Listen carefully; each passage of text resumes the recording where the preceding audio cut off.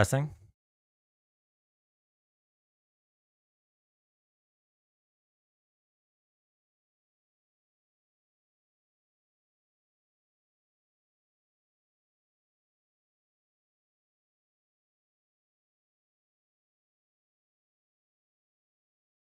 Hey, Kaiju. Hey, Cam. When are you going live? Within the next like 3 minutes. I just really quick. Hey, North. Hey, Neely.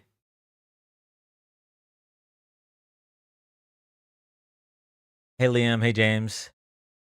Hey, Abby. Hey, Rissa. Starving. Hey, Eli. No, I haven't actually. The video has been ready. I was taking a shower.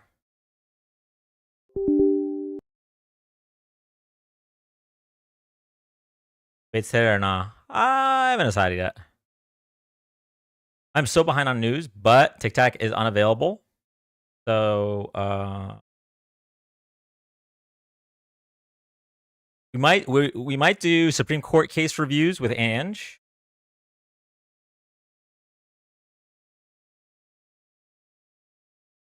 Or caption on it. Or caption. Probably still use this one. You know what? This is a good caption for if we do a Chris G wants to do a collab soon. Be a good captain. Be a good caption to do with him.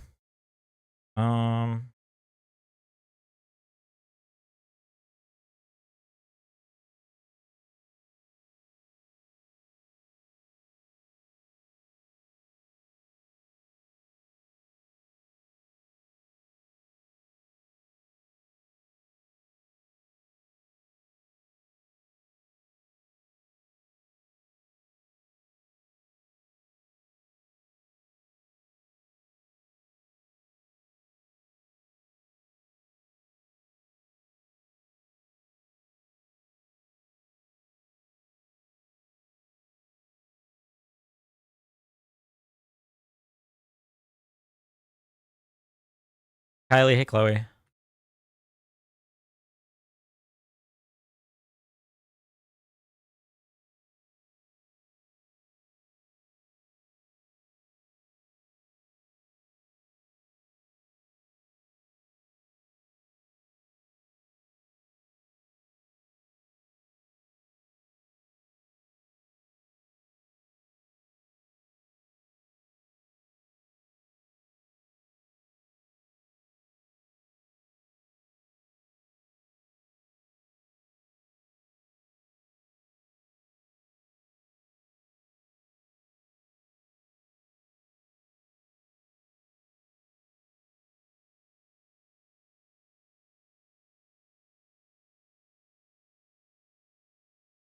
All right, let's run with this.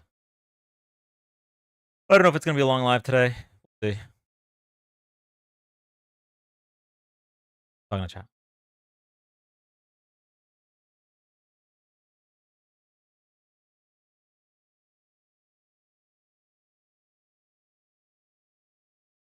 All right, going live on TikTok right now.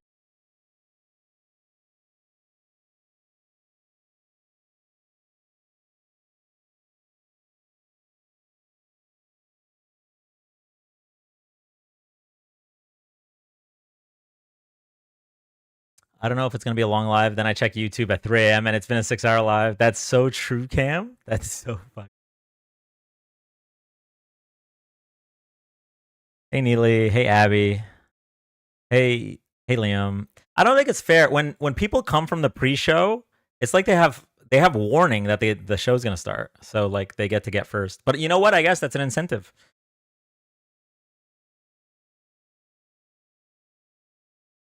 Hey Millie. Hey Brittany. Hey Against Starving. Hey Peggy. Hey Alexa. Hey Kylie. And yet I've never first to know.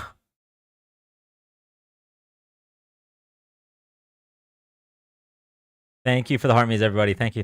Let me set up a heart me goal real quick. Hey Marsha. Hey Addie.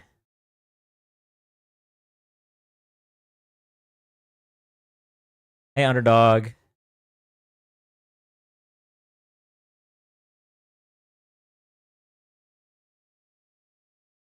Here we go. It's something every day. I'm not even American, and I'm so exhausted. Oh, I gotta post that video. Where's Mariah when you need her? Just kidding, Mariah. You're always welcome, even when I don't need you to remind me to post my videos. I need to see older millennial getting tased in 4K from multiple angles. Me too. I need that to keep going as a. I think society needs that to keep going. We all need to see that. Did I hear it isn't going to be a long live today? Okay, so here's my question. Is there any way, without breaking the law, okay? Older millennial should have complied. Yes. For those that don't know, older millennial apparently resisted arrest and was tased. We're waiting for his what's it called? The body cam footage to be made available to the public. Okay, is there any way without breaking the law, all right, where I can visit older millennial? Okay, because I know where he's being held. It's not that far from me in Florida. I can visit older millennial and go live. He fought the law and the law won. Like, I have to.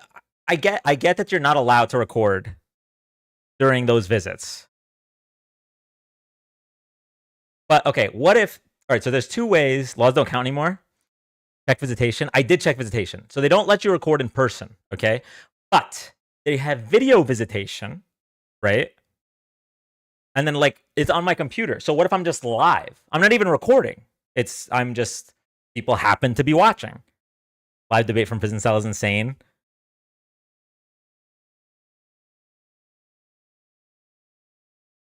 Oh my god, I would die. The thing is, I think wouldn't he have to accept my like visitation? Like I don't even know if he knows who I am. Don't think I would attempt that in Florida.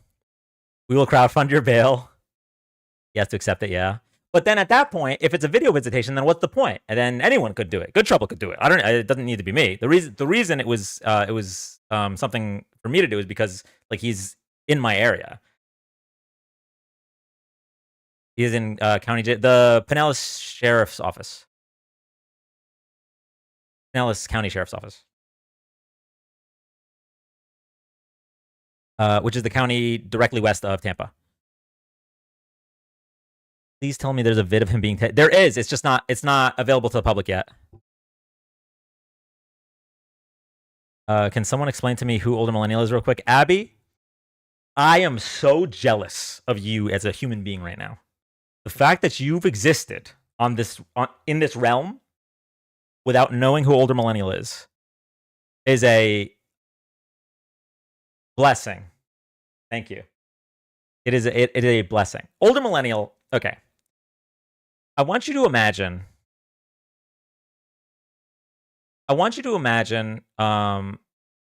Take Charlie Kirk, okay? But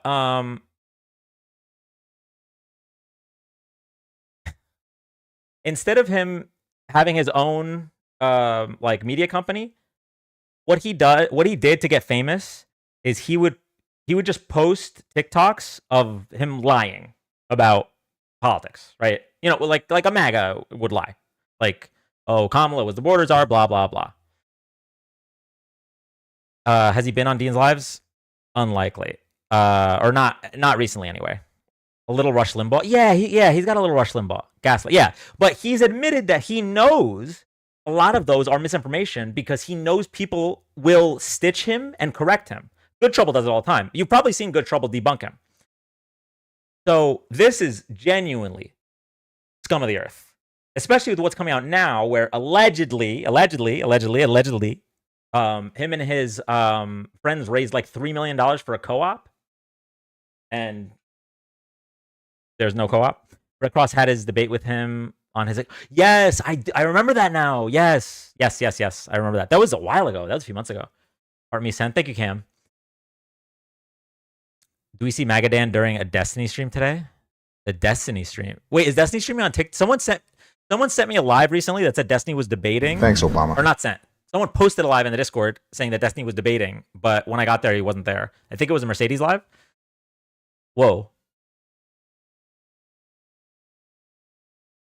Wait. I'm so. Chat. I just got I got a pop up that I thought said Parker is inviting you to co-host, and I got super excited. But it was a pop up saying Parker is available to invite for a co-host. So I just embarrassingly sent an invite to Parker to co-host with me right now, talking about older millennial getting tased, and he declined it. I'm gonna text him and say my bad. Oh god. All right.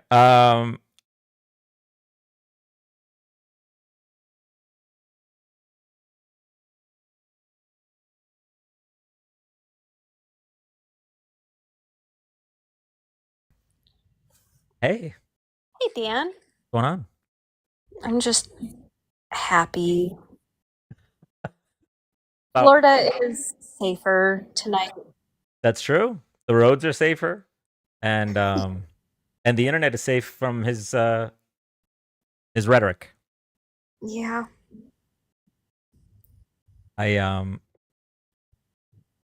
Someone needs to do like a documentary about this. I think just all of it, one, and then the piece de resistance at the end is the video of him getting tased.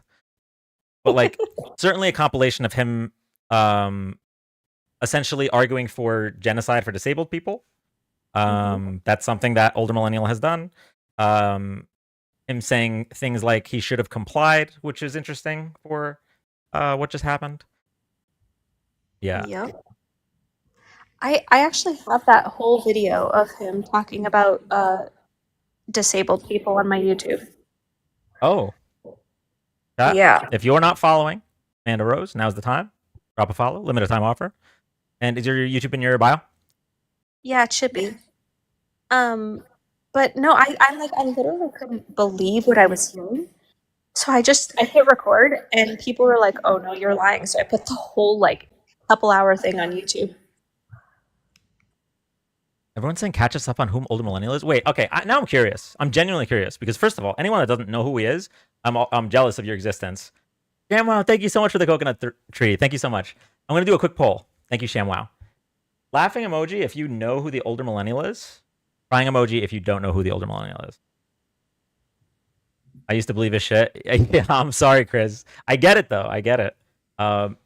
He's one of those that's really good at putting a kernel of truth and then expounding on it with like either things being out of context or like bending of the truth around the kernel of truth. Guys, you're already doing the emojis, and I didn't set up the poll yet. 1 second. I have to find the poll on they updated the TikTok thing. Okay, quick. Laughing emoji if you know who the older millennial is. Crying emoji if you do not. Well, the thing is with the older millennial, because I've seen him on live admitting that he purposely lies so that people correct him and it boosts his engagement. Yep. I think between that, like with all the clips out there, I was surprised he's still out of platform at all. Like he's gotten banned multiple times, like perma-banned. I think this was like his 8th account or something like that. So now he's perma-banned IRL. Until the 30th. 30th. Wait, 30th of June? Yeah, that's when a hearing is. Okay, but I mean, given that he was on the lam, I don't think they're gonna. Well, I don't know. I mean, they could absolutely not extend a bond to him. That's just when the hearing is, and then he still has to go back to the county that he lives in to answer for his parole violations. Oh, and okay, so he doesn't live in Pinellas County. He was staying in an Airbnb, right? Yeah. Oh.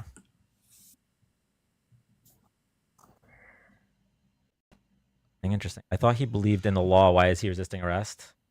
Like most maggots, they're hypocrites. Okay, let's look at the poll results. Okay. 15 said they don't know who older millennial is. I mean, would you guys want to watch? Do you think there is a good YouTube video that sums up who is the older? Someone's had to have made this video.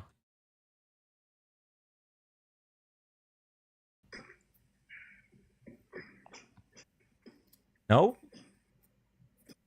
There is definitely, listen, there is a market right here to make a video about how dog shit the older millennial is. Is it a person or an archetype? Maybe you need to make the video, Dan.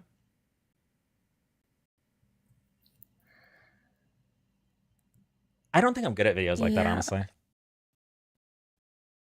Well, I know Bunny. So there's a creator on here, Bunny something or another, that's done a deep dive into him. Well, she's the one that found him. Um, Yeah. she, yeah, which was insane. Chat, if you don't know, let me see if I can find her name. I just followed her. Um, so she screen recorded his lives and then slowed them down to determine which Airbnb he was staying in. Absolute like legend. Let me get her name so you guys can follow. Bunny Billionaire. Following. Oh. Bunny Billionaire. The at is bunny.p. Okay, I'm gonna put the at and dot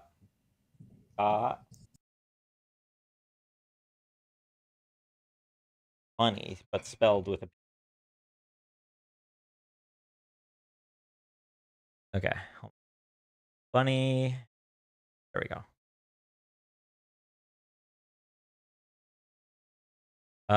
Oh, okay. The new interface doesn't let me pin my own comment. Love that for me. Oh, mods, if you could pin that, I don't know what to do. Anyway, It's because I'm up here. If you want me to oh, drop, I can. you're right. No, you're not. They don't let you pin comments if you. You're totally right. You know what I'm gonna do? You're welcome to stay as long as you like. I don't know if we've ever done a collab. I know, I think I rated you like 4 months ago, but I don't know if we've ever actually done a collab. Do you mostly do panels or you do debates at all? Yeah, so I do a lot of debates at night usually, and then I do random videos. I don't really have a purpose on here. Well, a lot of us don't have a purpose in life, so it's not a huge deal on that front. Chrome.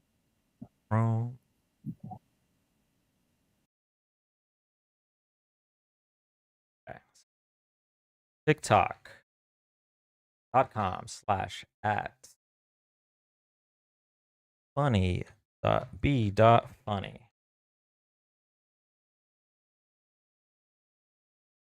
Okay. And you know what? I'm gonna play the video that happened right after he got arrested.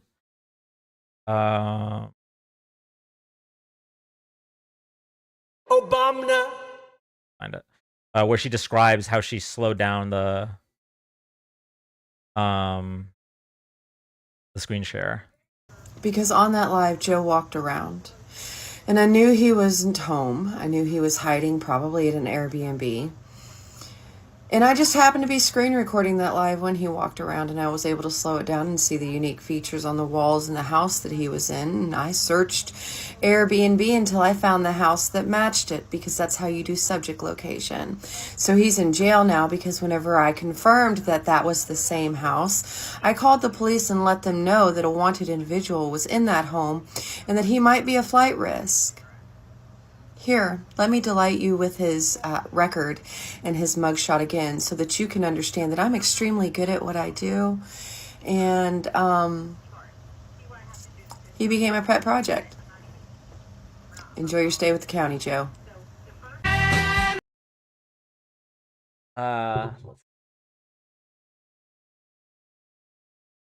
Oh, so this was funny to me before. His commissary balance is negative $20. Underneath the play sign right now, but commissary balance negative $20.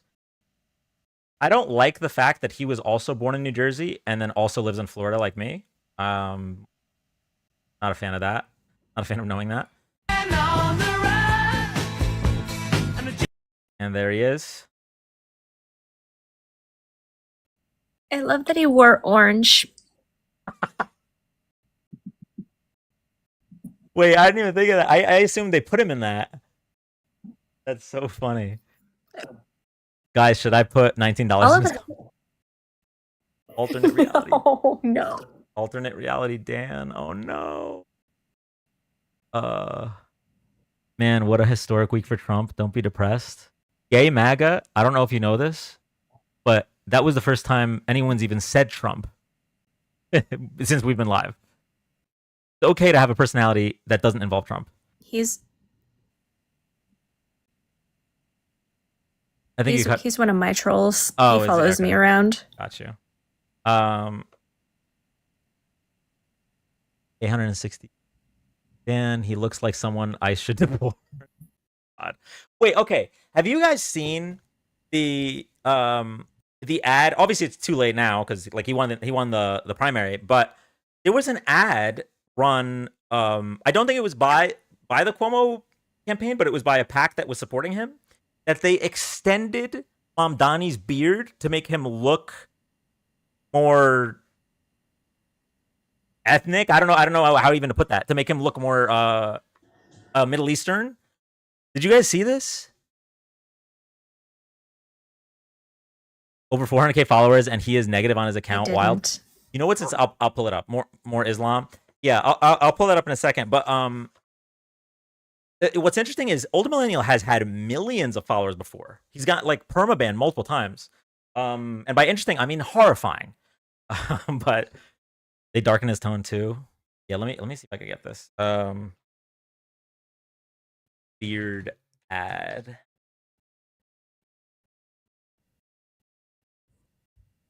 Okay.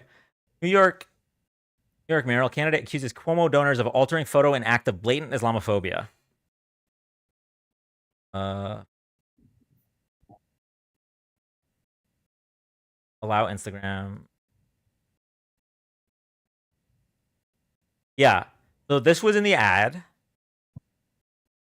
And then this is the actual picture. Wow. Yeah. Now I'm not gonna say Cuomo had anything directly to do with it, but the idea that there would be super PACs supporting a Democrat and doing stuff like this is really horrifying. I think there's a lot. There's going to be a lot of criticisms coming from me about centrist and corporate Democrats leading up to the midterms, guys. I'm just letting you know. We have how many months until the midterms?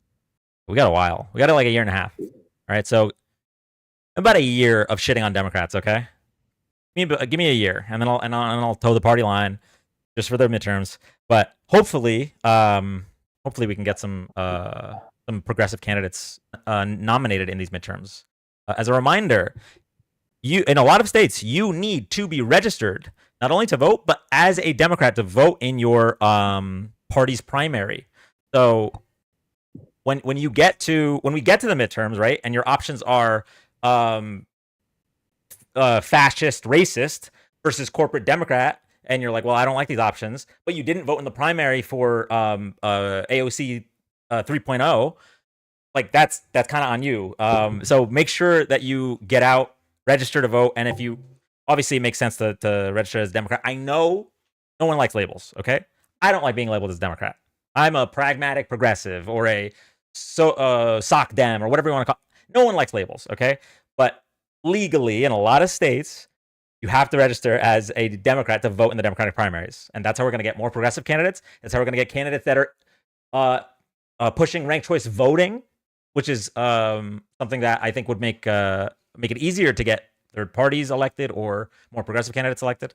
So, long story short, make sure you're registered. Look up your state's laws and make sure you're registered as necessary.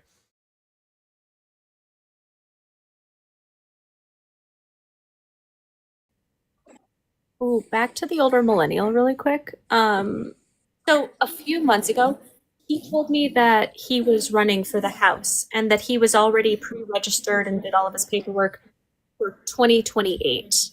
And when I was like, what about 2026? Because House seats are every 2 years. He's like, no, they're 4 years.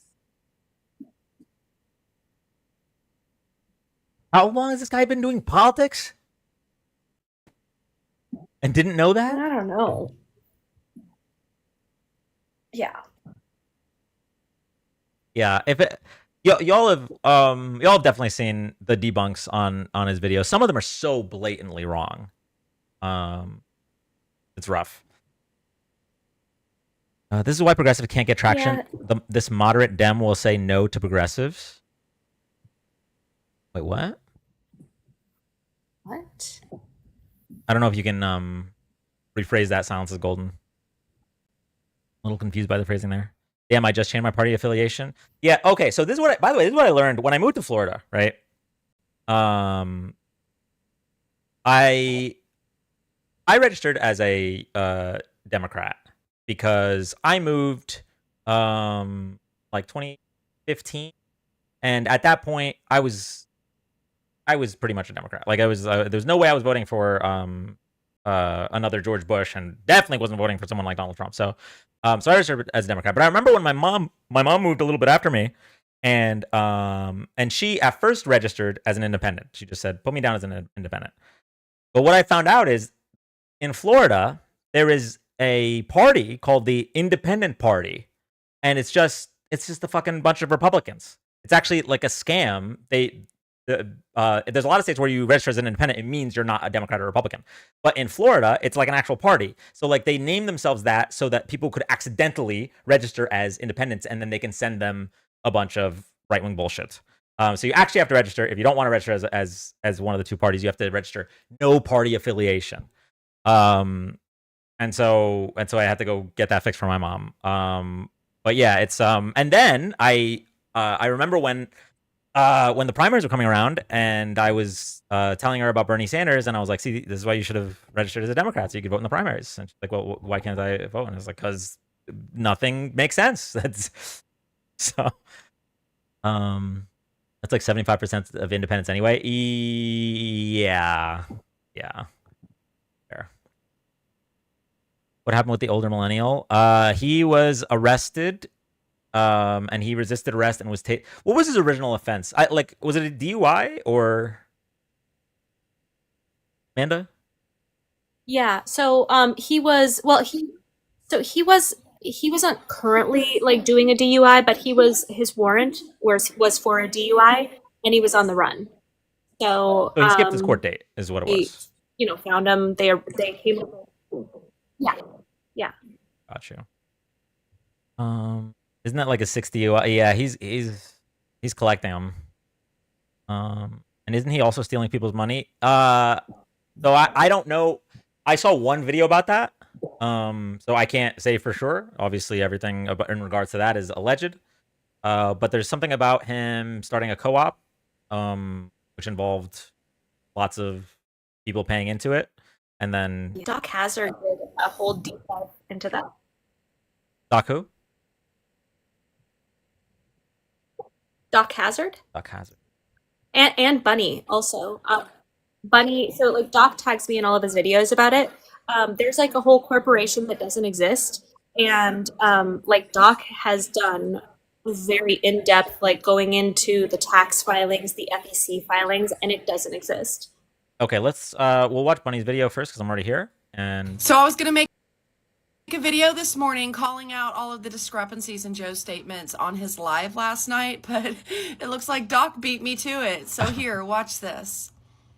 Watch this and I'll be back. So for any of you who are actually members of the Middle Class United, you can now log into your account, and there's a tool on there that will give you a real-time view of how much money is in the brokerage account. So what Joe was saying is that if you log into your MCU account, you should see how much money is in the brokerage account.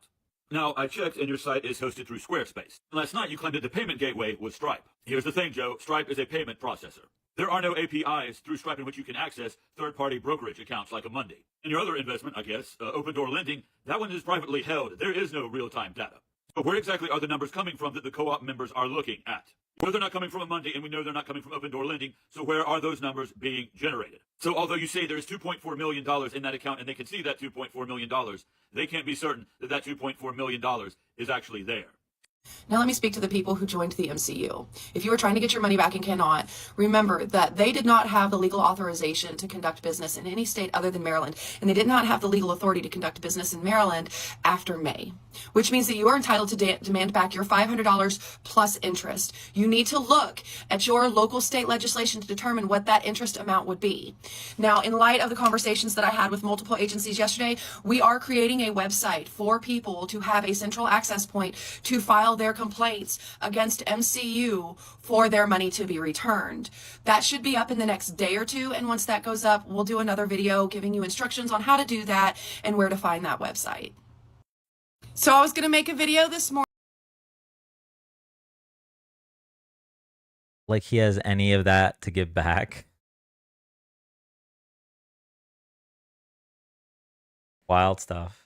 Well, consider negative commissary, I would agree. He doesn't have any of it. Damn, I just got here and missed it all.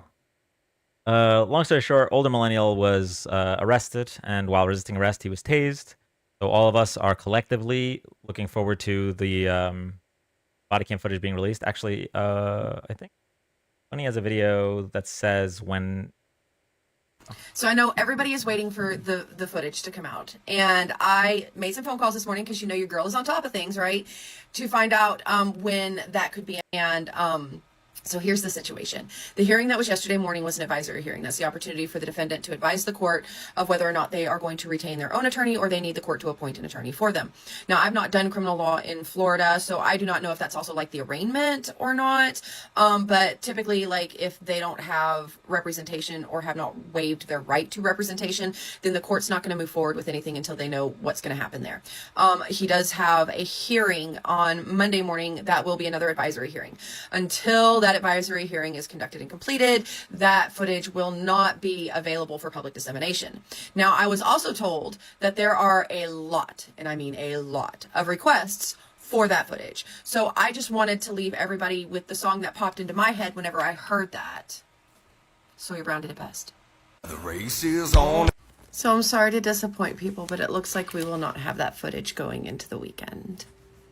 I'll update everybody on Monday, though. Have a great week. I'm gonna keep following on that because once that footage is available, we're gonna do a 24-hour live, and I'm just gonna have it on loop. And your pettiness is one of my favorite things about you. I'm here for the petty. Oh man. Listen, there's just certain people, right? That when I think it's the hypocrisy for me. That's what it is. Like I think Good Trouble just really good video about this. Trouble. It's really the hypocrisy that brings out the pettiness, I think, in me. Yeah. You either believe that laws should be followed or you don't. You're not a better person because you think a certain group of people should be able to ignore the law. You either believe. God. When bigots get their karmic justice, it puts a smile on my face. Yeah. If there's audio, we have to make it a donation clip.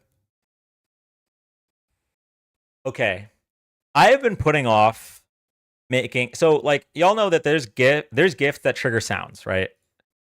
I can make gifts that trigger GIFs or GIFs if you're, like, the guy that made it that doesn't know that graphic starts with a soft G. But either way, there's gifts that can make... There's gifts, GIFT, that can make GIFs, GIFS, come up. And if that's one of our... we should just make that a rose. My damn throat. Like that. Thank you. Thank you, Ashlyn, for the heart. If we can make that, like... Oh my god, that'd be so good. So good. You have to make a sound of him screaming if it's on audio. I just like, you know that sometimes when people are tased, they pee themselves? I just, that would be amazing. That's all I can. At this point, listen, the Trump administration, right, has us all anxious, depressed. We need this. I think we need this collectively. I'll be giving you so many gifts. If he wasn't such a terrible human being, like I wouldn't be rooting for this, but he's legitimately terrible. Uh, I've never backed the blue so hard.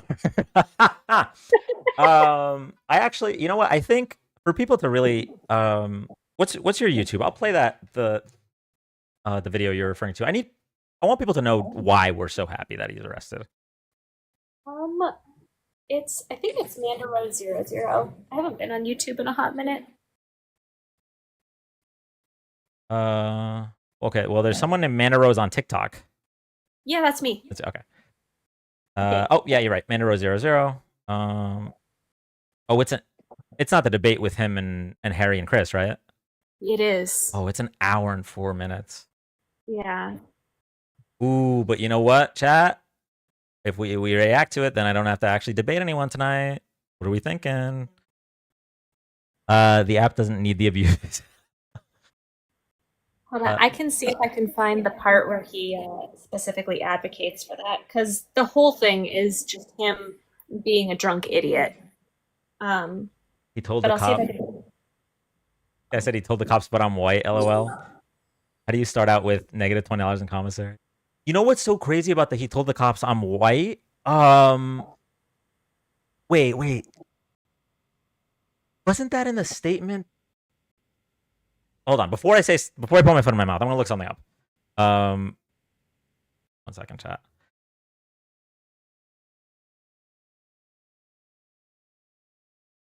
No. The person in chat's joking. The person in chat's joking. But that reminds me of someone that said it unironically.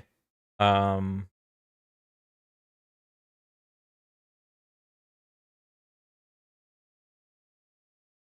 yeah. What are the odds Trump will pardon him? Oh my god. It's a state charge. It can't be pardoned, but that's funny to think about. The airport dude? Yeah, wasn't it something like when another creator that's currently in jail needed a plane ticket, but he didn't have a real ID. He's like, "Oh, I'm white. I'll get through security," or something like that. Does anyone remember that? Don't know what I'm talking about. 1 second. I'll see if I can pull it up.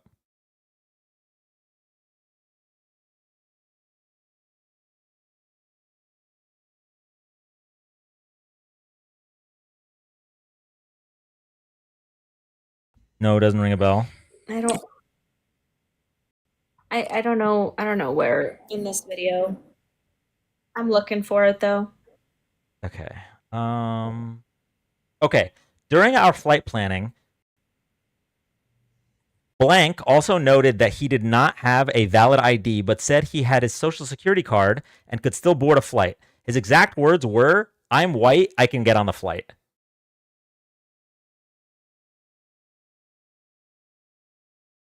Why was he arrested? Older millennial or this person? Both of them for dodging their hearing. The white privilege is going over to certified bra moment. That real ID is BS. I'm gonna go to Sacramento in a month and I gotta rush it.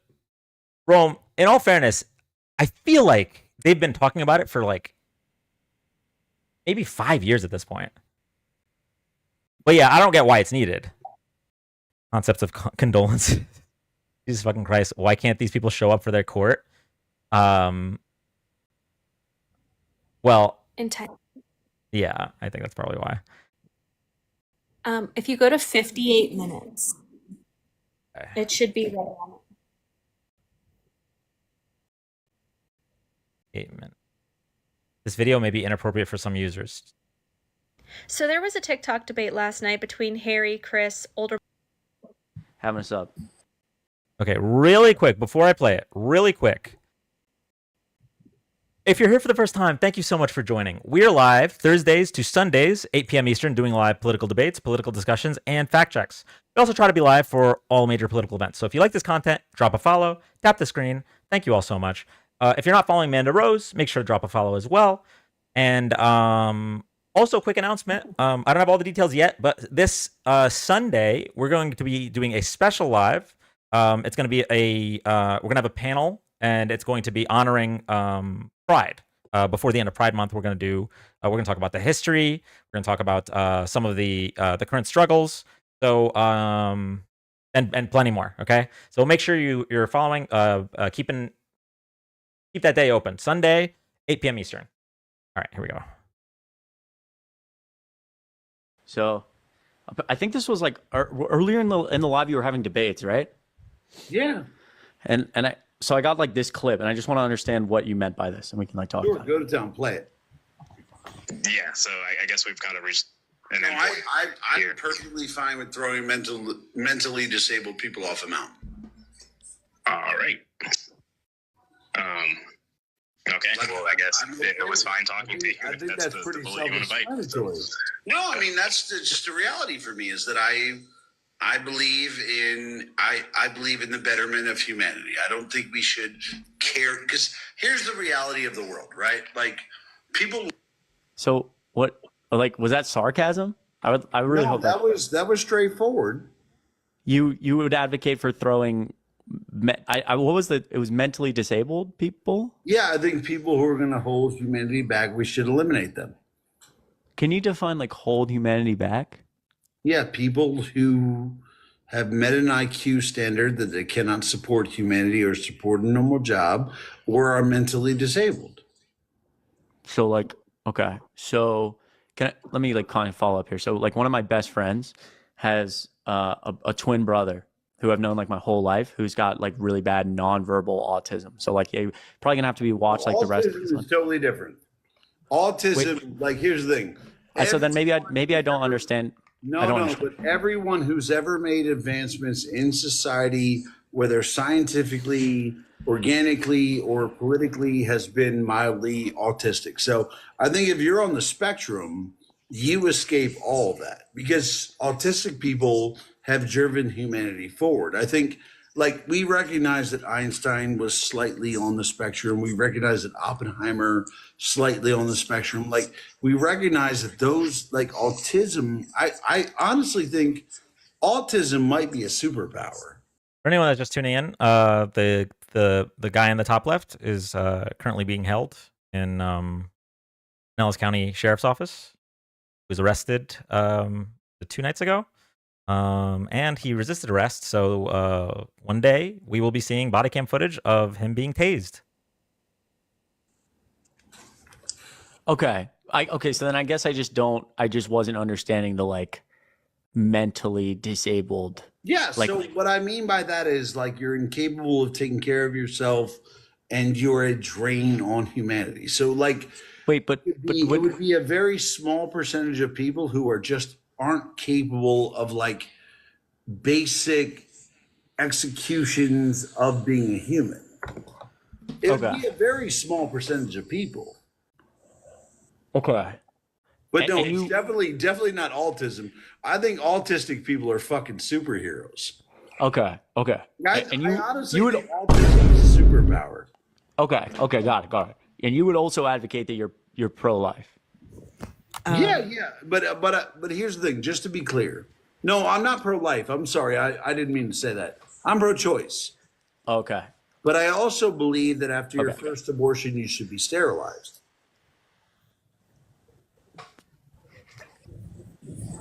I'm sorry. This is just. For just a moment, I was like, okay, one thing I agree with him on, just for a moment. He had me for 2.5 seconds. A lot to take in right now. I'm trying to analyze here. Because I'm not a Christian. Wait, after your first abortion? Yeah. I mean, So if you have one, hold on, then you're no. wait, hold on. if it was the product of incest or rape or any of those things, no, you can have an abortion. It's fine. But I think your first elective abortion, you should be sterilized. Why? And why would why? Yeah.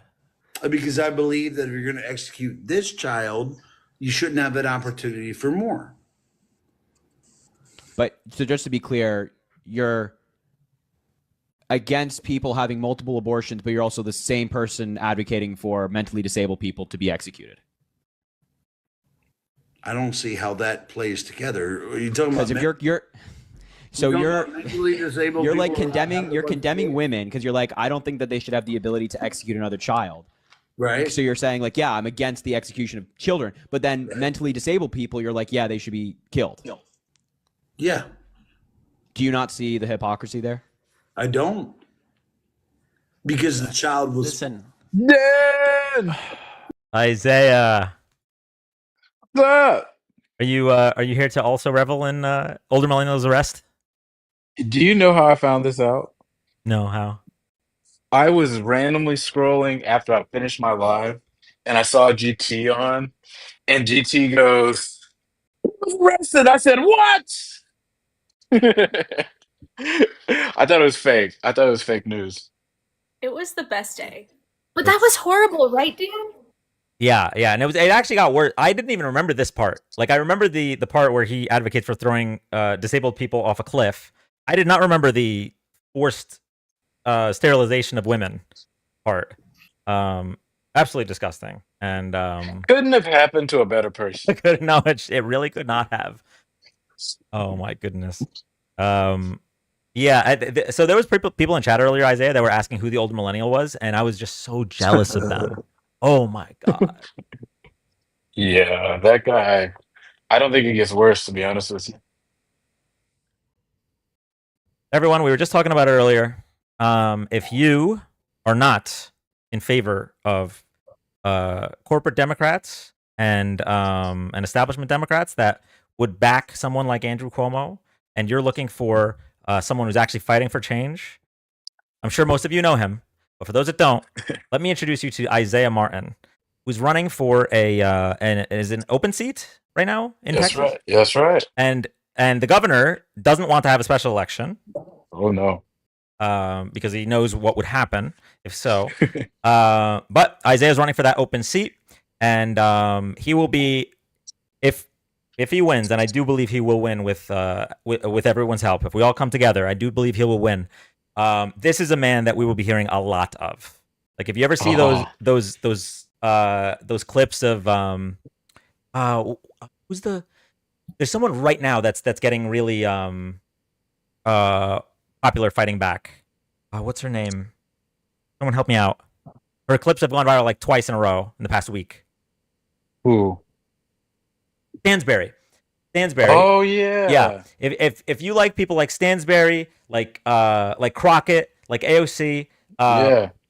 we're gonna have one more. And if we keep adding people that actually want change, actually want progress, rather than just status quo, by supporting candidates like Isaiah, we can get to a point where the Democratic Party represents the actual people of this country, the middle class, the working class, people of all different genders, sexual identities, all different races, all different religions, unlike a certain other party, which represents one very, very specific class of people. So. That's right.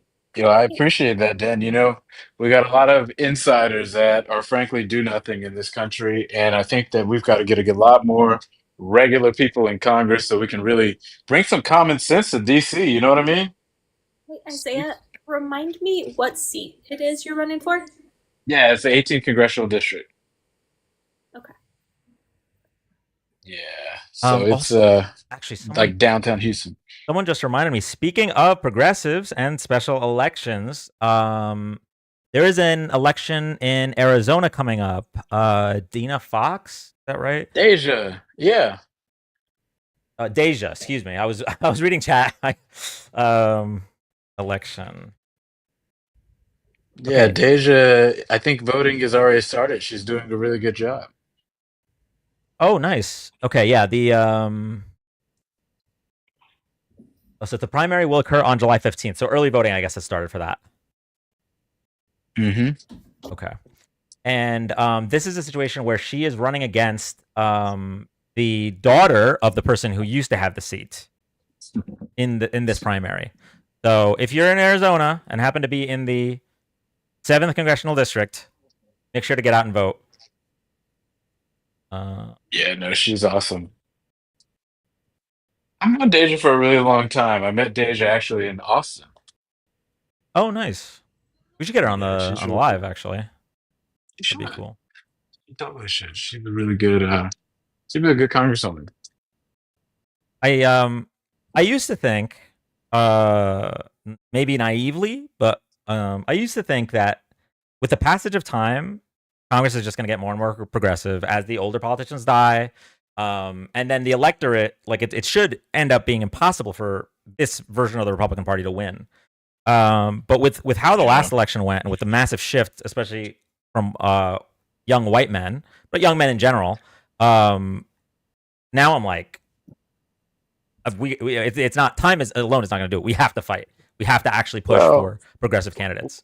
well, Um, you know, the real thing that I'll say is that, at least I see it in my campaign. A lot of younger people are not really ideological, so even for me, even though I'm progressive, I call Donald Trump a felon, a joke, call him stupid. I've got a lot of folks that did vote for Trump that are also supporting me. And the same thing happened in Zoran's race. A lot of people that voted for Trump also voted for Zoran, right? And so ultimately, you just got to be able to tell it like it is, because I think people are looking for authenticity. And I um, think when you do that, we're going to win. I hate using the word authenticity for people that voted for Trump, but um, Yeah. for me, while I definitely agree with you, and I guess somehow Trump sells himself as an authentic person. I think a big wave this past 10 years or so, and rightfully so, is anti establishment. I think that's part of Yeah. what brought Trump to win the first time, was anti establishment. There's people that were not necessarily supporting a Bernie Sanders or a Mamdani or a Martin, right? That aren't necessarily supporting you guys for policies, but rather that you're an outsider, and those are the Right. types of people that would also vote for Trump. So this is something that I think is smart to take advantage of, especially when the people that are running do have political experience, unlike Donald Trump when he came into office. Yeah. Do know what they're doing, do know how the government works. Right. So yeah, if we can keep putting young, smart, progressive, authentic, and honest candidates in And honest. office, That's I right. think I think we'll really start to see the change that was promised to us way back in 2008 with Barack Obama, and change we believe in. So, or change we can Oh, believe yeah. in. Have you seen the report that was released by the Bureau of Economic Analysis today? No. Okay, so it basically, you know how Donald Trump ran on, he's going to cut all the costs, he's going to cut energy, he's going to do all of these things that were just not within his control. The Bureau of Economic Analysis actually found that personal income decreased by 0.4%.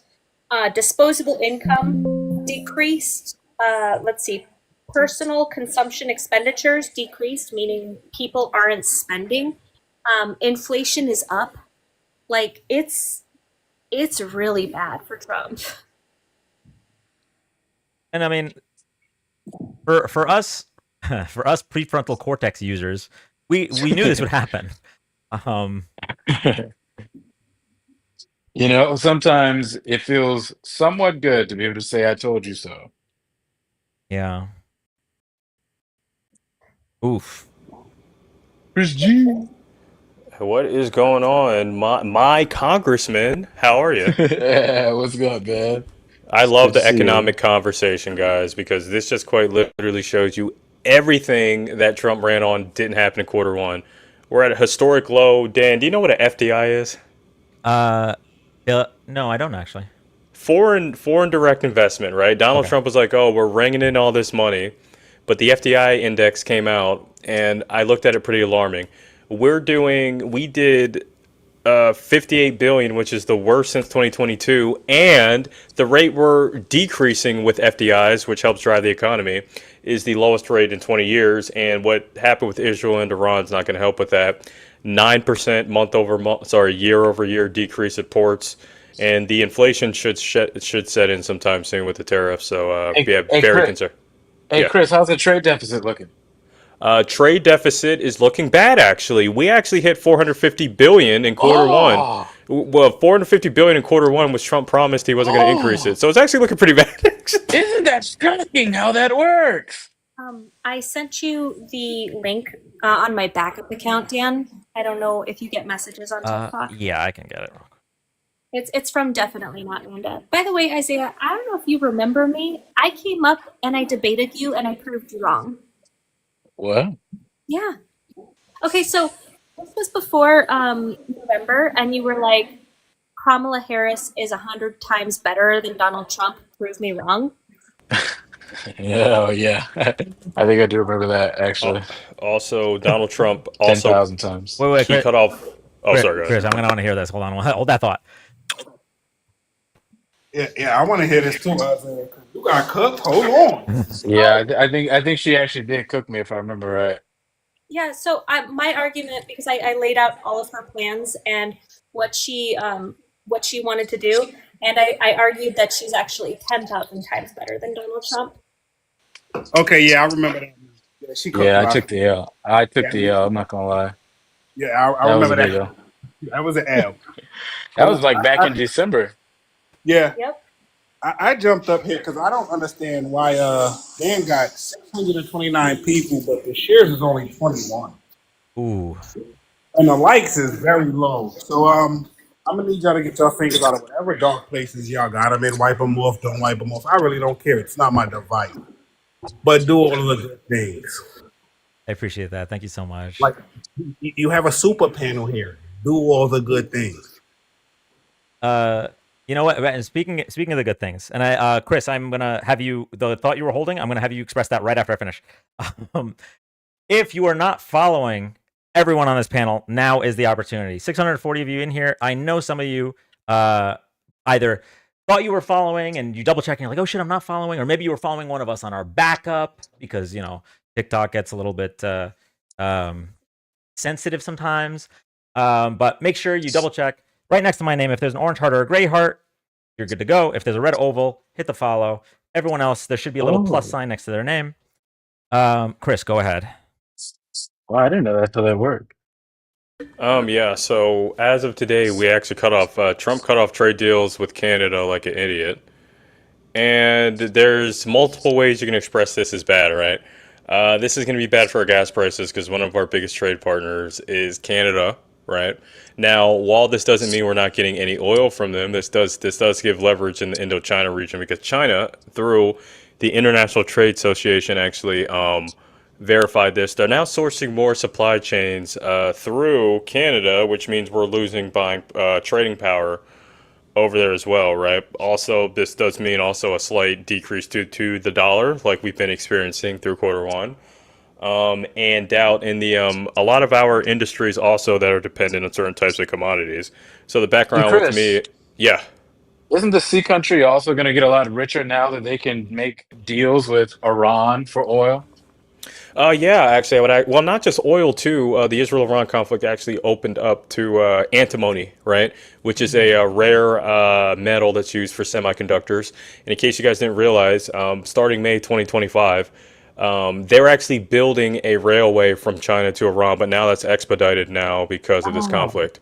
So yeah, Canada, China is now getting more leverage from our trade partners, and overall, it's just looking kind of bad. I'm gonna be honest with you, like. Yeah, China is investing in Iran billions of dollars into their infrastructure. Like, It's almost like it wasn't a good idea to like go forward and do this with no plan. Huh. but So, Isaiah, so we've been warning people about this for months. They keep thinking that other countries cannot make deals with each other, and we've been warning them about this, and it's happening in front of their eyes. That's right. So if I can frame this in three things, oh yeah, Dan, would you mind muting your mic when when someone speaks? Oh yeah, only because I think we both have bet. Yeah, sorry about that. So three commodities, right? So how I can kind of frame this for the consumer: three commodities that's going to hurt people, right? Aluminum, steel, and auto parts, right? Including things like catalytic converters and things like that. You were going to see now. He doesn't have a timeline for how long. The reason that he said that he ended this was for a dumb reason. He said, "quote unquote," I want to assert American protectionism on the world stage. That you don't do it like that, right? So you would see a increase in certain American manufactured vehicles, right, like Ford, GM, Stantelis. And these companies that are located in the Midwest, they would accumulate losses over quarter per quarter over single models of vehicles, and it would actually decrease GDP over time. And any Canadian investors in the U.S., you don't want your private investments to go down. So we have private investments going down because of the Trump administration, and we have foreign direct investments going down and trade volume going down. All three of these things, I believe he said that he wanted to not happen. So yeah.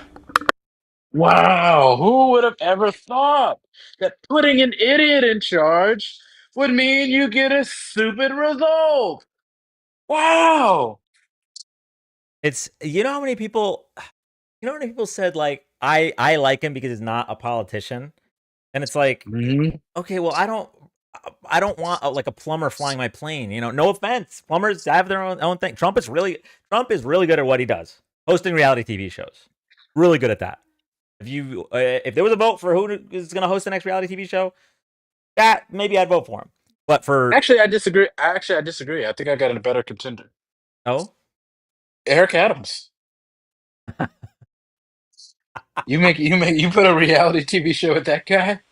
That's Showtime right there. That's primetime TV. Yeah, Eric Adam. Oh gosh. I mean, could you imagine a reality TV show of Eric Adams and George Santos together? Could you imagine? Oh, that would be comedy. Out of government, can't harm nobody. wait, I actually think you're onto something huge here. Reality TV show where all of the contestants are like disgraced former politicians. Funnily enough, Rod Blagojevich. I don't know. I know there's a lot of younger people in chat that don't know this guy's name, and also some people, if you weren't into politics back then, you might not know. Rod Blagojevich was the governor of Illinois, Mhm. and when Obama won the election, Obama was the senator from Illinois at the time, and so it was an open seat. And then until the special election, the governor what's the word here? Appoints Yeah, someone to sit in the seat, and usually the person that gets appointed will run in the special and then win. right. That's usually what happens. Except when your name is Martha McSally. But so he was caught like on tape saying that we have something very valuable here. We really need to find like the highest bidder or something like that regarding the That's open right. Senate seat. Mhm. So he was arrested, and I think he was convicted for this He crime. was. He went to prison for 10 years. Yep. Before he went to prison, okay, so before all this happened, he was a contestant on The Celebrity Apprentice. I think it was while he was waiting for his trial. And then, I didn't correct know me if that. I'm wrong, Donald Trump pardoned him in his first term. He did. It all connects. It all connects. And now look, I don't think that G Rod would be as good as Eric Adams on TV. I think. Probably not. No, he was a very he was a very like politician. Sure. Okay, what about this? Who do you think comes out on top? All right, Eric Adams, George Santos, Anthony Weiner, Rod Blagojevich, and Rudy Giuliani.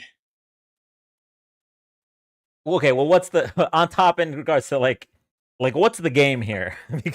What are the rules? Because that is Think about it like a like a Survivor style like show. They get like challenges, you Okay. know, Well, I and they don't think. just gotta. I don't know. Oh, don't forget Matt Gaetz.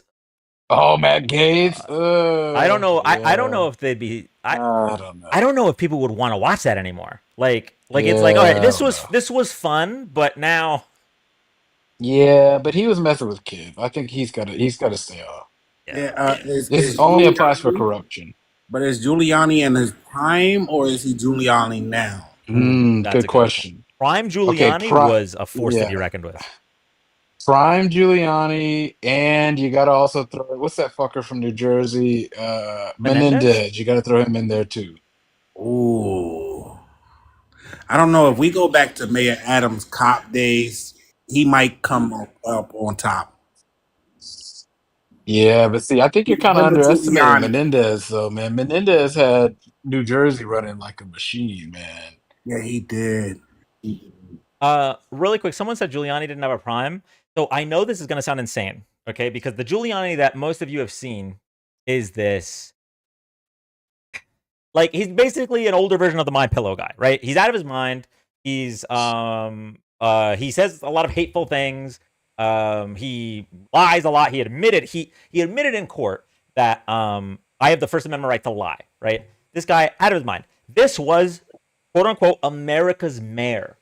When 9/11 happened, he was like, the whole country loved him. I think he was the mayor with the highest approval rating. Yeah, he did. So like the fall from grace, where now he's been disbarred. Like absolutely, I don't think anyone's had a larger fall from grace from high to low than Rudy Giuliani. Now, but you know what? You know what? There's one person we could add to this list, Dan, that would clear all of these people. And I doubt that most people here don't know who he is. Rob Ford. Oh my God, Toronto, was it mayor or governor? Yeah, the Toronto mayor, mayor. He right? was the mayor. Rob Ford. Dan, Go ahead, Amanda. I don't know if you're aware, by the way, with Rudy Giuliani. He's actually a news host on Lindell TV.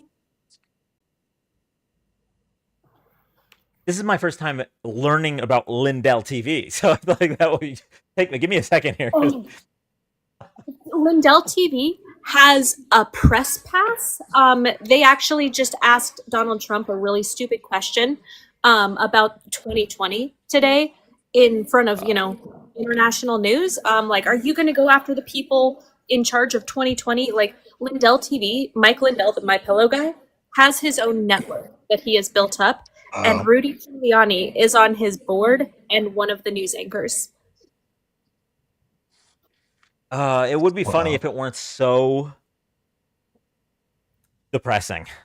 Because Mike Lindell was one of the biggest pushers of the big lie. That I don't know how I feel about the branding from Democrats about it being called a big lie rather than just attempted coup. But like Mike Lindell has been pushing that the election was rigged, all this time. It's been 5 years now. Mm-hmm. He lost everything. He actually just lost a case because I follow. That's actually how I actually got my following, is following the My Pillow guy, and because I live in Minnesota with him, and he lost everything. He just lost another defamation lawsuit for $2.3 million last week, and he owes Eric Coomer $2.3 million. I always find it interesting when people reveal like how they got big, because sometimes you'll say something like that and people will be like, wait, that was you, like that. And it definitely happened a few times. Naquan, everybody, has anybody ever heard of Tiffany Haynard? The name sounds familiar. I can't put a face to it. Anybody know about Tiffany Haynard? I don't know that one. That's one I don't know. Now that one is someone who can clear. If you want to go down a rabbit hole, look up Tiffany Haynard. Okay, Henyard. Henyard, yeah, that's it. Is she the one that put all that money? Yeah. Yeah. In Illinois. Yeah, Had a she 4-car security detail with black Suburbans in a town of like 2,000. Okay, yeah, as she cleared Illinois out. Like she cleared them out. as mayor and Yeah. supervisor, Henyard was involved in numerous controversies involving allegations of financial mismanagement, corruption, fraud, and other misconduct. Was at odds with the majority of the village's board of trustees. In early 2024, the Illinois Attorney General ordered her charity to stop soliciting donations. The FBI also interviewed witnesses and subpoenaed records related to Henyard's alleged corruption. As of 2024, Henyard was also under civil investigation by the Illinois Department of Human Rights and was a defendant in a number of lawsuits. Henyard unsuccessfully sought re-election as mayor in 2025. Wait, this is recent? Oh my god. Wait, she lost? Yeah, she did lose in You 2025 see, in a landslide, actually. you see, the thing about her is she might be the top spot because she never got convicted. Like she did all this shit and she never got charged. Yeah, and it's more than enough evidence out there. That's what makes it so crazy. It's more than enough evidence out there. I had to think about who she was. It's more than enough evidence to prove that she really did this stuff. She cleared them. Okay, after a 9-month investigation, Governor Lightfoot, the mayor of Chicago, right? Mayor Lightfoot released a final report in January 2025, which found that Henyard mismanaged the village's finances through excessive spending, hid financial information from the trustees and the public, and skirted efforts aimed at transparency. They never charged her? No. Pull up her billboards. You want to see something funny, man? You got to see her billboards. Damn, when I say she cleared them, she cleared them. Like cleared That's what I'm saying. like broad daylight, cleared them. What, bro, wait. Dalton I'm Mayor surprised. Tiffany Henyard taxpayer-funded billboards raise questions. God, I hate when Democrats give Fox News ammo. Committed to care. Need help? Call now.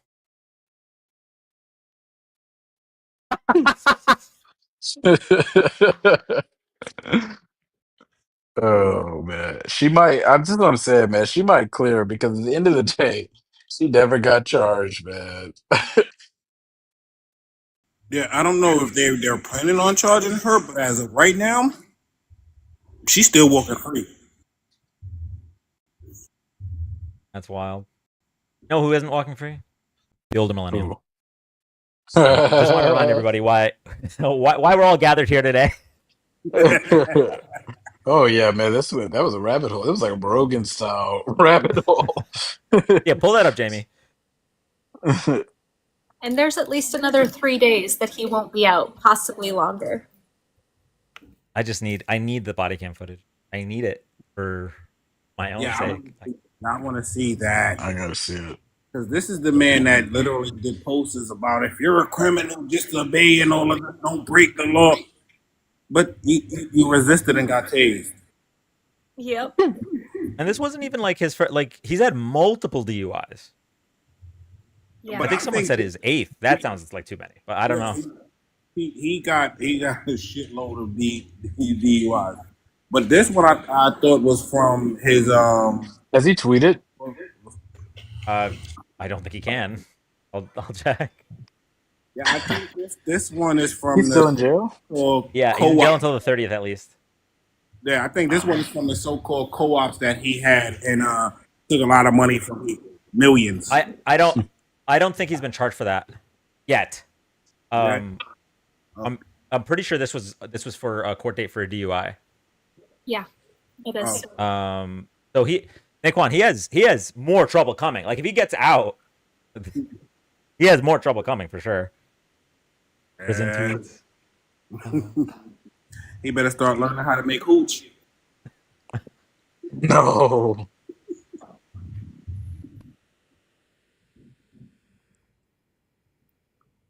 Wow. Yeah, no, he has not tweeted. His last tweet was actually the day of his arrest, I think.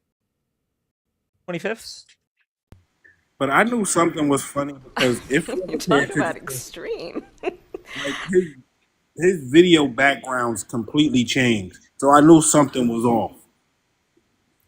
Yeah, he claimed he was at his house, and people were like, your appliances don't match to your previous appliances. Did you just like redo your whole house? You have different walls. God bless Bunny for finding him. Well, maybe his favorite DJT will give him some counsel. Who knows? Okay. I Well, guess he can't pardon him. I mean, he can't pardon him, but he can send him a very nice glazing tweet like Trump did about Netanyahu. I don't know if anyone else had the honor of reading that. It was one of those days I regret having eyes, but Yeah. The one about how older millennial. the United States will save Netanyahu. That one? yes, that one. Yep. Oh man. All right, guys. It's time for me to go and get back to what I was doing. It's Isaiah, good to thank you see so much for y'all. coming up. Everyone, remember, Always. if you're not following Isaiah, make sure to drop a follow. This is going to be your next congressman from the District of Texas. So I forget it every time. I'm so sorry. 18. 18th District of Texas. So make sure to drop a follow. Isaiah, as always, pleasure. Thank you. Always. It's good to see you, bro. Have a great night. That was it. All right, y'all.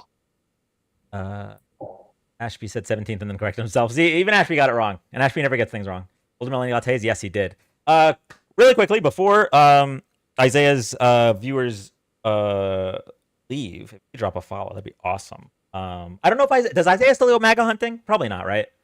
It used to be when Isaiah would end a live or leave a left-leaning panel, he would then go into the depths, into those MAGA echo chambers and just cook 1v4, 1v5. I don't know if he's done it ever since he started going since he started running for Congress. Even Z made a video about older.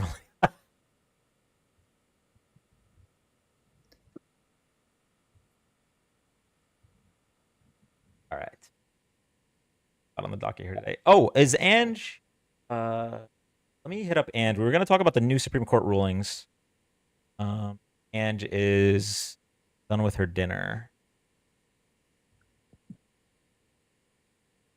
I still can't believe that they ruled like that. I think you cut out. Well, they can't believe what they ruled. What? How they ruled. Like, we've had nationwide injunctions forever, and yeah.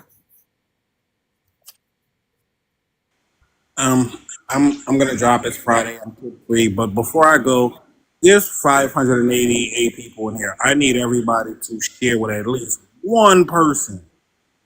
His share should not be at 80 with the amount of people that's in here, and he should at least be at 150. Like, do all the good things, people.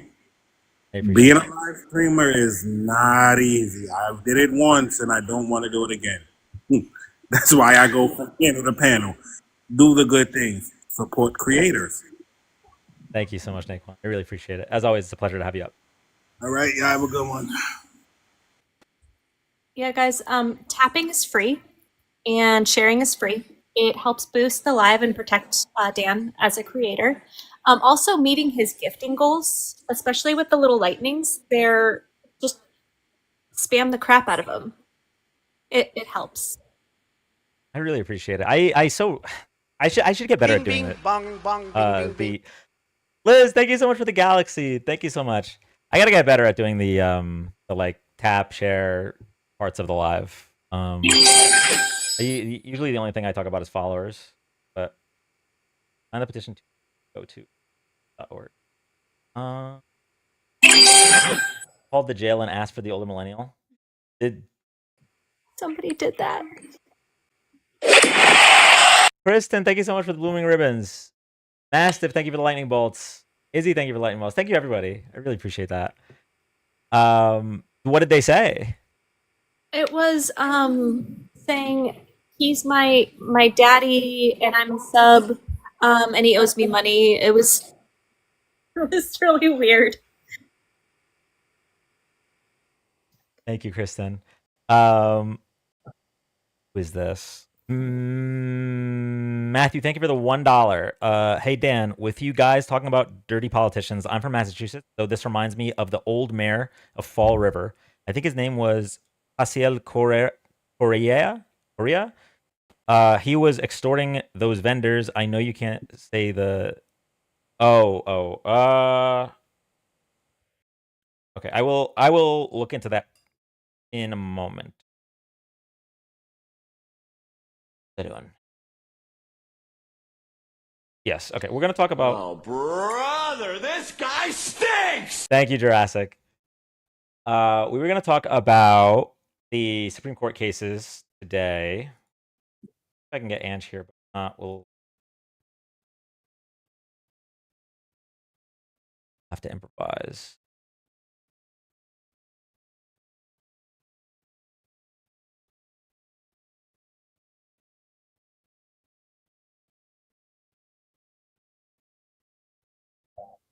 Thank you for the follows, everybody. Oh, thank you. Can we get some W's in the chat for the mods? Okay, because I miss the guest requests so often. Ange, I heard my name. Thank you for whoever brought me up. How's it going? it was caffeine. It's, you know what? It's going well. At least today. At least in regards to the first bullet point. The second bullet point, I think, is going to take the wind out of our sails. Yeah, a little bit. Where do you want to start? Wherever. I'll just pull up the case when you. Yeah. So if you want to pick one, and I'll go to that one. You want to save birthright for last? Yeah, that's probably the biggest. Or do you want to save the winners for last? We'll save birthright for last. Okay.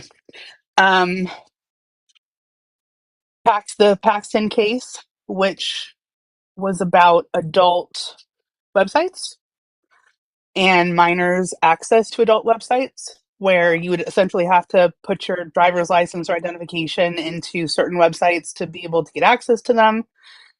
The argument was this, in a sense, violates their First Amendment rights to children's, and the parents should be parenting their children. The state of Texas, or now any state, essentially, should not be able to say what access a child has to websites that they don't manage. This should be the parents making sure their children are restricted from certain websites. Ken Paxton has been pushing this in Texas, and it's been what they call successful in Texas. But this in is also opinion, the case in Florida, actually, I believe. Is it? I think so. So the opinion, there was a specific verbiage in it that I had a problem with. And it was essentially them saying that minors don't have the right to the First Amendment. Let me read that it here. Opens, yeah, please. That power includes, the First Amendment leaves undisturbed states' traditional power to prevent minors from accessing speech that is obscene from their perspective. That power includes the power to require proof of age before an individual can access such speech. It follows that no person, adult or child, has a First Amendment right to access such speech without first submitting age. This essentially lets the states determine what an adult website is. So in a sense, they could say something that's LGBTQ is considered an adult website. Something that isn't Christian could be an adult website. It leaves a little bit too much power to the states and takes the power essentially away from the parent to say, you know what, we think this is an adult website, so if you're not 18 and can't show proof of identification, you can't get on this website. So what happens to people that are 17 years old, but they're already, in college, or 16 and already doing college courses, and they need access to these websites? They don't have the option for them anymore, where the parent would usually be giving this permission. Now the states want to control it. I take issue with taking the First Amendment away from anybody, because that's not how the First Amendment is written. It doesn't say adults are covered under the First Amendment. And in reality, parents should be parenting their children. The state shouldn't. This is just one of those things. I don't believe the state should have this much power. Yeah, so this is an interesting one for me, because it's giving like slippery slope, right? Like you said, if all this was preventing children from accessing porn, I mean, at the end of the day, or corn, I don't know what I have to say on TikTok, but like at the end of the day, I'm probably for that. It's not something I've thought about a lot, to be honest. But I'm probably for Right. that. The problem is Ethan raid. I don't know who Ethan is, but thank you for the raid. Um, the the problem is if the state is the one being able to determine, then that's kind of wild. Yeah, Oh, Ethan Bomb. Oh, absolutely. I do know Ethan. Ethan, if you're here, you're welcome to come up. Thank you for the raid. I didn't know who there. Yeah, this is one. I don't know. So people are saying like children have a First Amendment right too. I agree with that. To be clear, I agree with that. Um, no, I gotta. Regardless, It's a tough the one. ruling is bad because of the implications. But Absolutely. I'm trying to think of like if there was a way to do this without those implications, and that's something that The onus should be on the parent at the end of the day. It should not be the state's decision whether a child has a First Amendment right. And it also, in a sense, it interferes with the parent's First Amendment right to make choices for their kin, that like maybe their religion or whatever. It's I don't like it. I don't like the precedent that it sets. It's a little bit too much power for the states, in my opinion. yeah. And allowing the states to dictate, because this started as adult websites, so like adult websites. But when you really get into the detail of it, it allows them to choose whatever websites are deemed adult. This actually also this would also this could spread like super easily. So like, let's say you have a website like TikTok, right? There's a side of TikTok that's a little bit more adult for sure. Mm-hmm. Who's to say that they can't just say, well, because this exists, you can't access TikTok? Or Exactly. I would have said Twitter, but you know what? Nobody should access the current Twitter. Like, and now we're YouTube actually is an amazing example. Like, there's some stuff on YouTube that should probably not be seen by children, but to completely block YouTube from children, there's news, there's a ton of stuff. There's education. So yeah, that's Instagram's another one. Like it's Yeah. an insane slippery slope. I just have a question. When is this going to extend to literature? Because if we want to talk about very specific adult scenes in literature, there's a lot of that in the Bible, and therefore they should ban the Bible.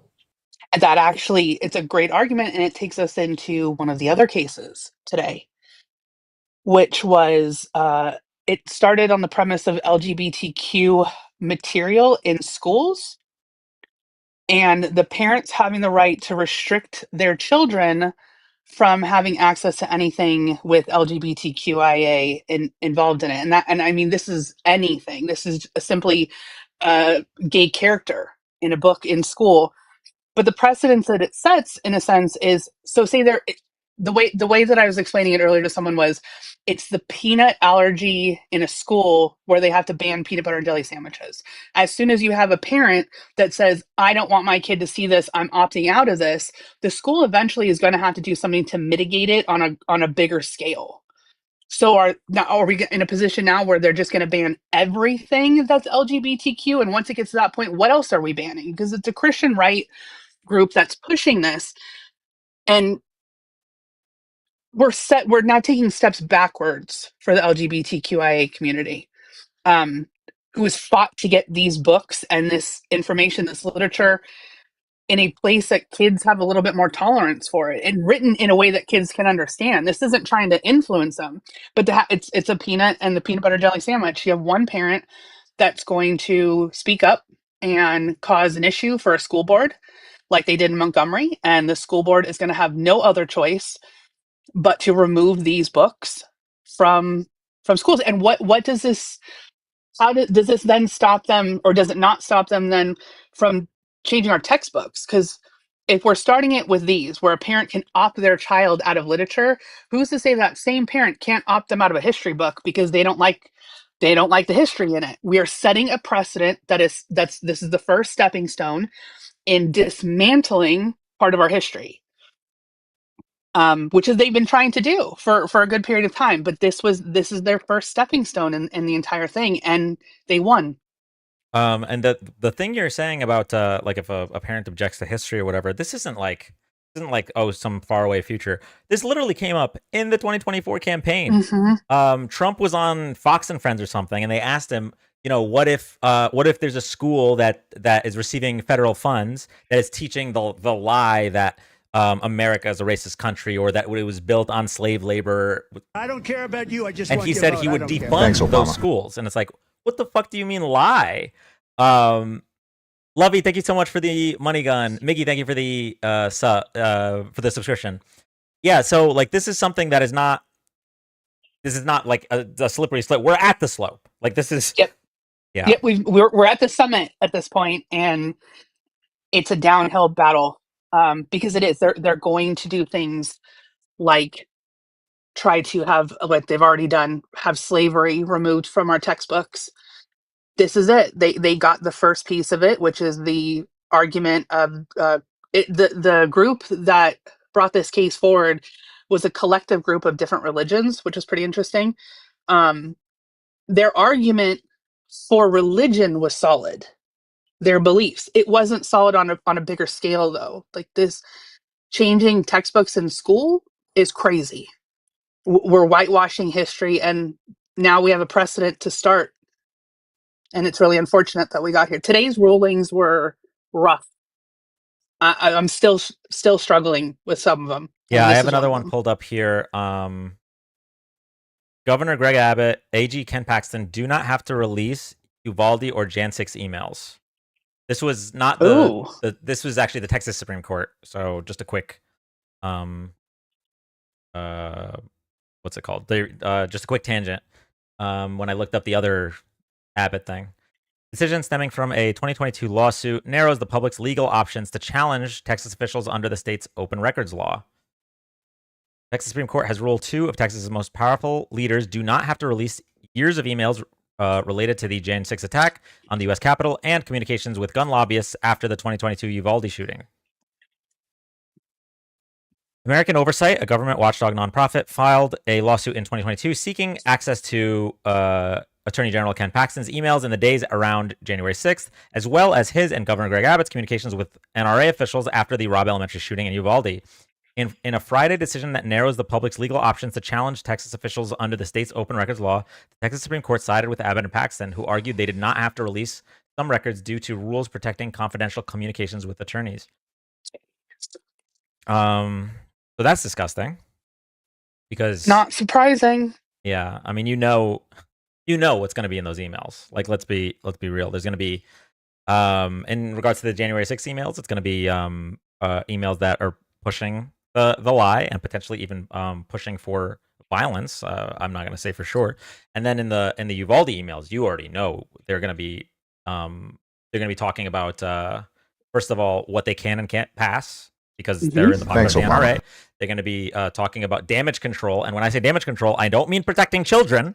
I mean damage control to the gun industry, and that's why these types of emails were did not want to be released, and the Texas Supreme Court sided with them. Oh my God. Do you have a Supreme Court win for us to maybe? Let's do a win. We'll do this. We'll call it a 50-50 win. Okay.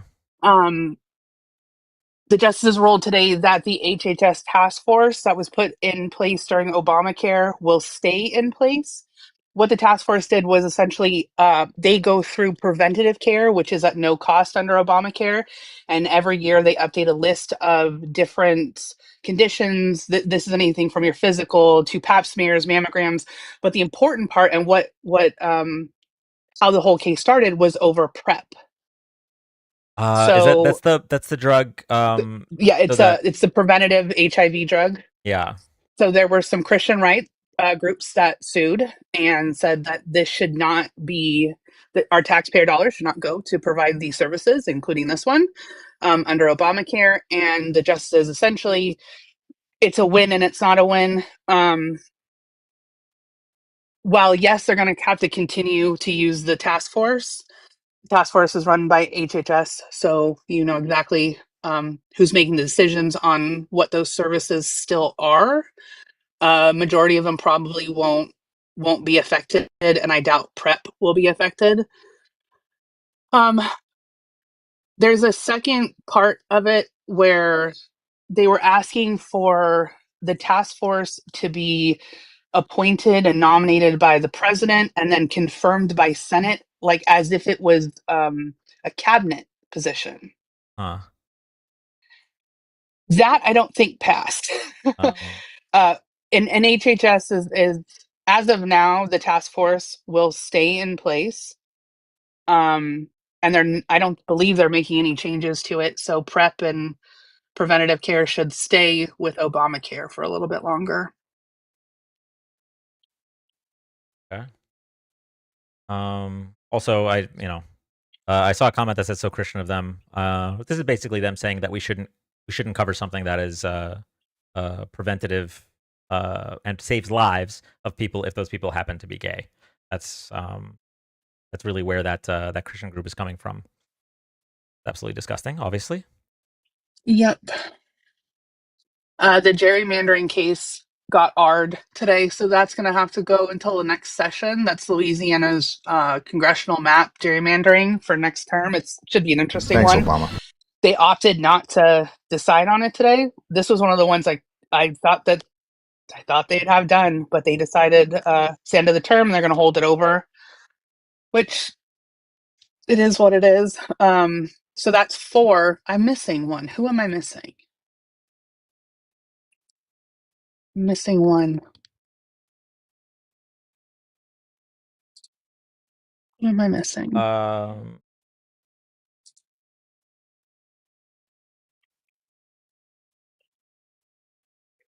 Oh, birthright citizenship, the big one. So, okay. They didn't do it. I thought there was one other one today. Oh, is there one other one? There were 5. There were supposed to be 6, but they only ruled on 5. Okay. I'm missing one. Let's do sure. birthright citizenship for now. All right. So this one, birthright citizenship was not ruled on today. That's what the case that was brought forth was, and they did not rule on that today. What they did though was essentially kicked the case back down to the lower courts, but in doing so, they also ruled that the president's executive orders, in a sense, now have more legal standing than the federal judicial branch. Judges routinely in the federal judicial branch do what they call blanket or national or universal orders. They can't do that anymore. So essentially, whoever the plaintiffs are now on that case, they can only rule on those plaintiffs. They can't say, okay, well, we're going to put a nationwide injunction. So if, like, say, for example, the deportations where they were no due process, a federal judge put a stop to it and said, no, we need to hear this case. We're putting a blanket stay across the entire country that you cannot deport without due process. You cannot put people on planes. It's a pretty natural thing. It's a normal part of our federal judicial system, universal injunctions. They can now only put injunctions on the plaintiffs in the case, which essentially forces everyone affected to file their own cases. In addition to that, there was a little caveat, and thankfully the group that originally filed on this case has already taken advantage of it. They can do universal injunctions if it's classed. So like a class action lawsuit. So the original, somebody said it, class action still works. So what they've done, oh, thank you.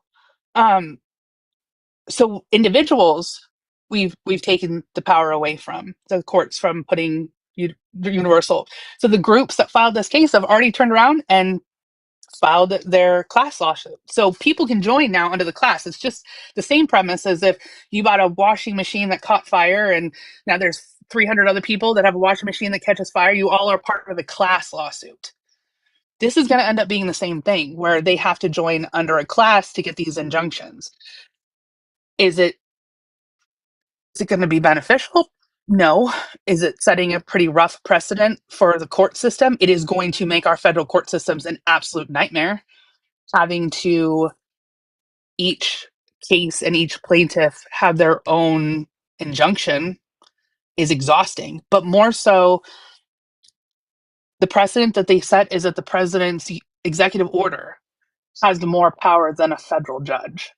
That is not how the balance of power has ever worked. The judicial system, at the end of the day, is kind of the highest in the land.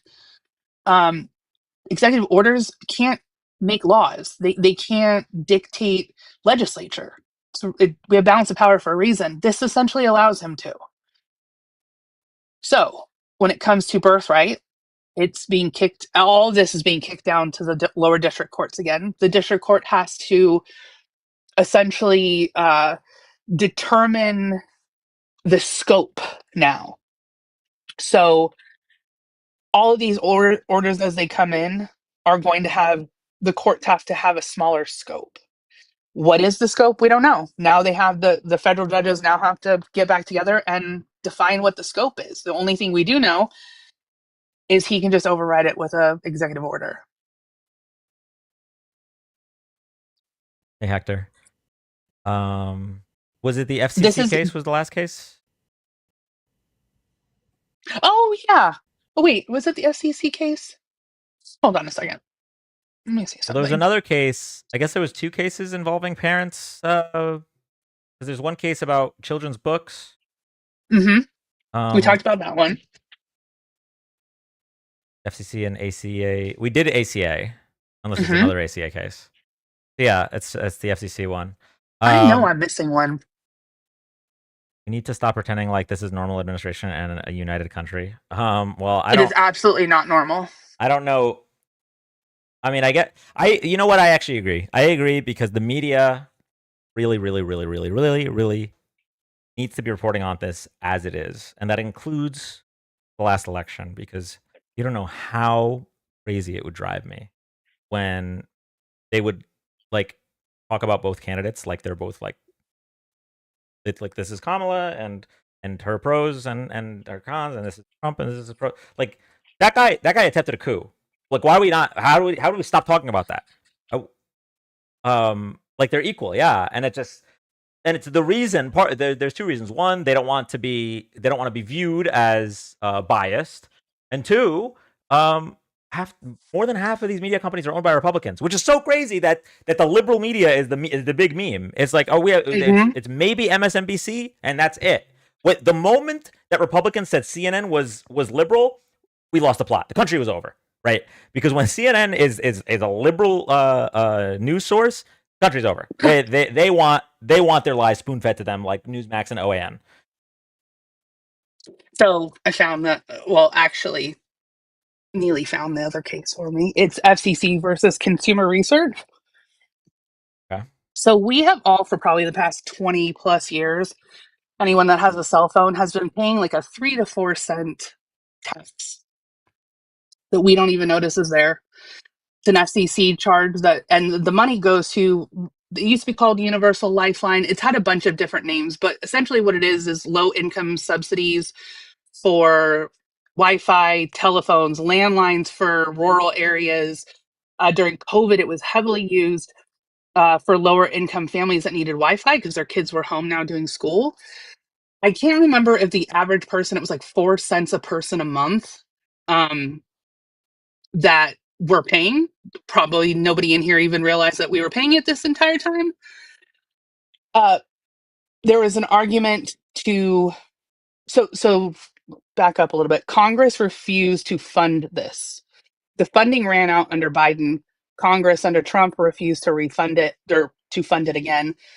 So this came up in front of the justices, and it essentially now is going to extend the life of the program. So we're all not going to notice the 4 cent charge again on our phone bills. 1 in 6 families benefited from this program when it was available.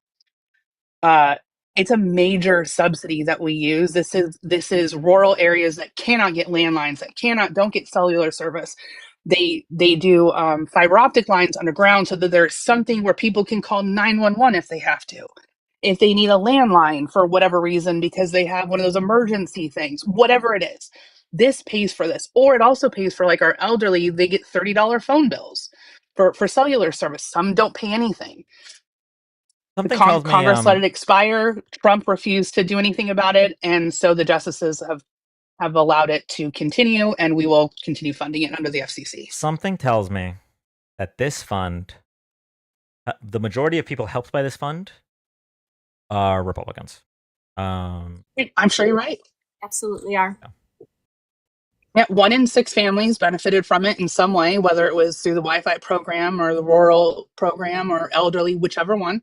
The elderly are more likely to be Republican. Rural are more likely to be Republican. This is once just another added to the list of all the many times that Republicans vote against their best interest. Yep. Republicans are more likely to use Medicaid, and we have the proposed $880 billion to Medicaid in the big, beautiful bill. We'll see if that ends up going through. But just as a reminder, if you voted for a Republican, you're voting against your best interest, unless you're a rich white guy. Yeah, really this quick. was. Oh, go ahead. No, go ahead. No, I was going to change the subject. So okay, this when it expired, so there were different levels of this. Some of the cell companies actually kept the program going after it was defunded. The day that it expired, 23 million people lost their cellular service, their Wi-Fi service, their rural access. 23 million people in a day lost their services with no other option. Same. Because nobody would fund it. Don't forget the $230 billion cut for the agriculture agriculture committee that oversees SNAP, which also benefits Republicans more than Democrats. It's crazy to me that they're willing to dismantle their own programs, thinking that it's a gotcha to the Democrats, to the liberals. I do, fella, thank you for the hand heart. I do want to point out just how insidious a lot of these cuts are. So in the case of Medicaid, the word Medicaid I don't believe is actually in the bill. It's that they're cutting so much from the department that administers Medicaid that Medicaid is by definition going to be cut. In the case of SNAP, like Amanda just said, they're cutting the department that oversees SNAP. And then we have the Medicare cuts, which are a byproduct of how big the deficit spending is in this bill, which triggers PAYGO, meaning that they have to cut Medicare. So 3 of the biggest cuts, and they're hidden. Really, really like evil stuff. Yep. Who was it? Mitch McConnell this week was asked about this, and his comment was, "They're just going to have to get over it." When he commented about Medicare cuts or Medicaid cuts, they're just going to have to get over it. What happened to we're not cutting these services? By the way, Mitch, your state uses some of the most of these services. You're one of the brokest states in the country. Your citizens utilize more of these services than most states, but they're just going to have to get over it. Come on, man. All to give the money to people who don't need it. Yeah, exactly. Thank you, Adela. It's Republicans self-destructing to hurt marginalized people is such weird behavior. Yeah. And you know what sucks, Rome? It's like I used to think like a majority of them are just uninformed.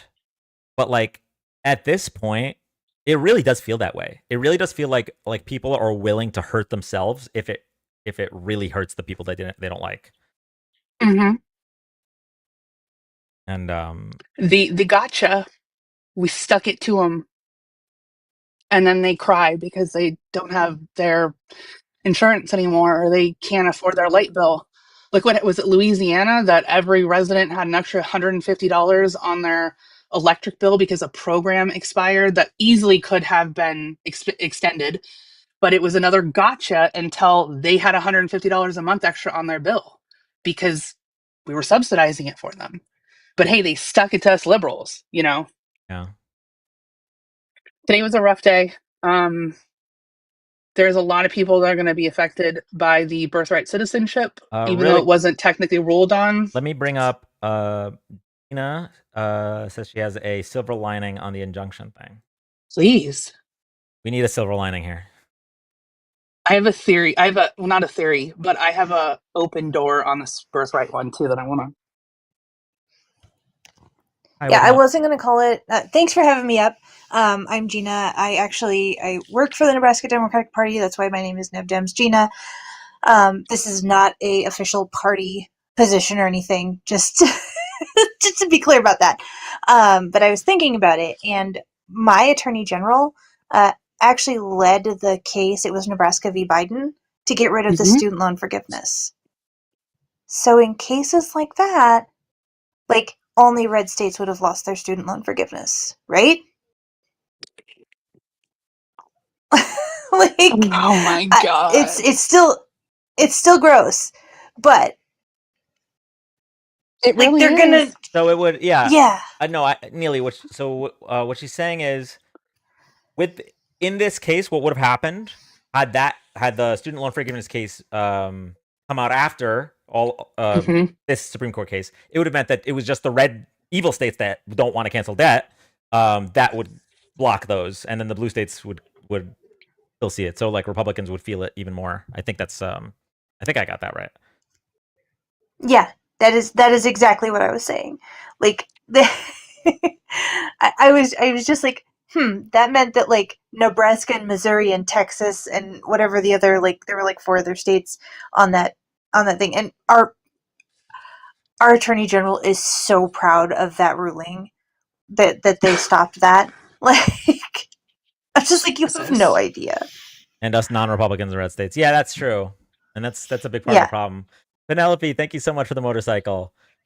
I think it was Hawk today that made a really great parallel, and it's kind of the silver lining today that I had, because I was this knocked the wind out of my sails today listening to all this. He made a really good point. With the precedence that's being set on this 14th Amendment ruling, the birthright This is an citizenship, and island the surrounded by universal injunctions. water, big water. Penelope, thank you so much. I love that.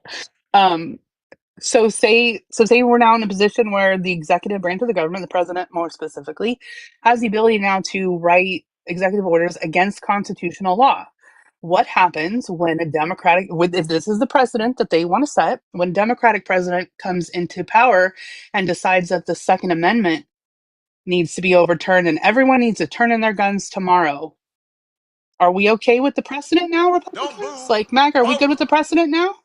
You want to get rid of the first, you want to rewrite the 14th? Well, okay. But when we're back in power, what do you think the Dems are going to do? Very, very good point. It goes 2 ways, and if this is the precedent that they want, this is what they're going to get. Penelope, thank you so much. I appreciate that. Yeah, this is a couple of these cases really just are like they bring chaos, and chaos usually doesn't benefit good things. Usually. Well, they also only think in the moment. They don't think about what's going to happen in 3 years when he's not in office, and that the country's fed up enough that they won't put another Republican or MAGA in office, or what's going to happen in 2 years and next year if they lose the midterms and we take control. What are they supposed to do then? You have to think. They're not thinking about a year from now, or let alone the next president. They want to put all this stuff in place, wreak havoc, but the same is going to go for the opposite side. Do I think that the Democrats are going to do all this damage? Absolutely not. I think they'll try and repair some of it, but don't be shocked if we get a super liberal president in there and they don't start picking him off too. Well, I think what they're banking on here is that I think what they're trying to do is, with changing all of the laws, they're going to be going after people's legal right to vote, and they're going to try to make it so that we are in a true full-on fascism where they will stay in power forever. Yep. I think that's where they're going. I do too. And that's a little bit scarier than the rest of it is, if we have elections again, or do we ever get out of this cycle? And how far is this going to go? At what point is too much when our government actually starts to step in and try and do something? And I don't think right now they have the power to do anything.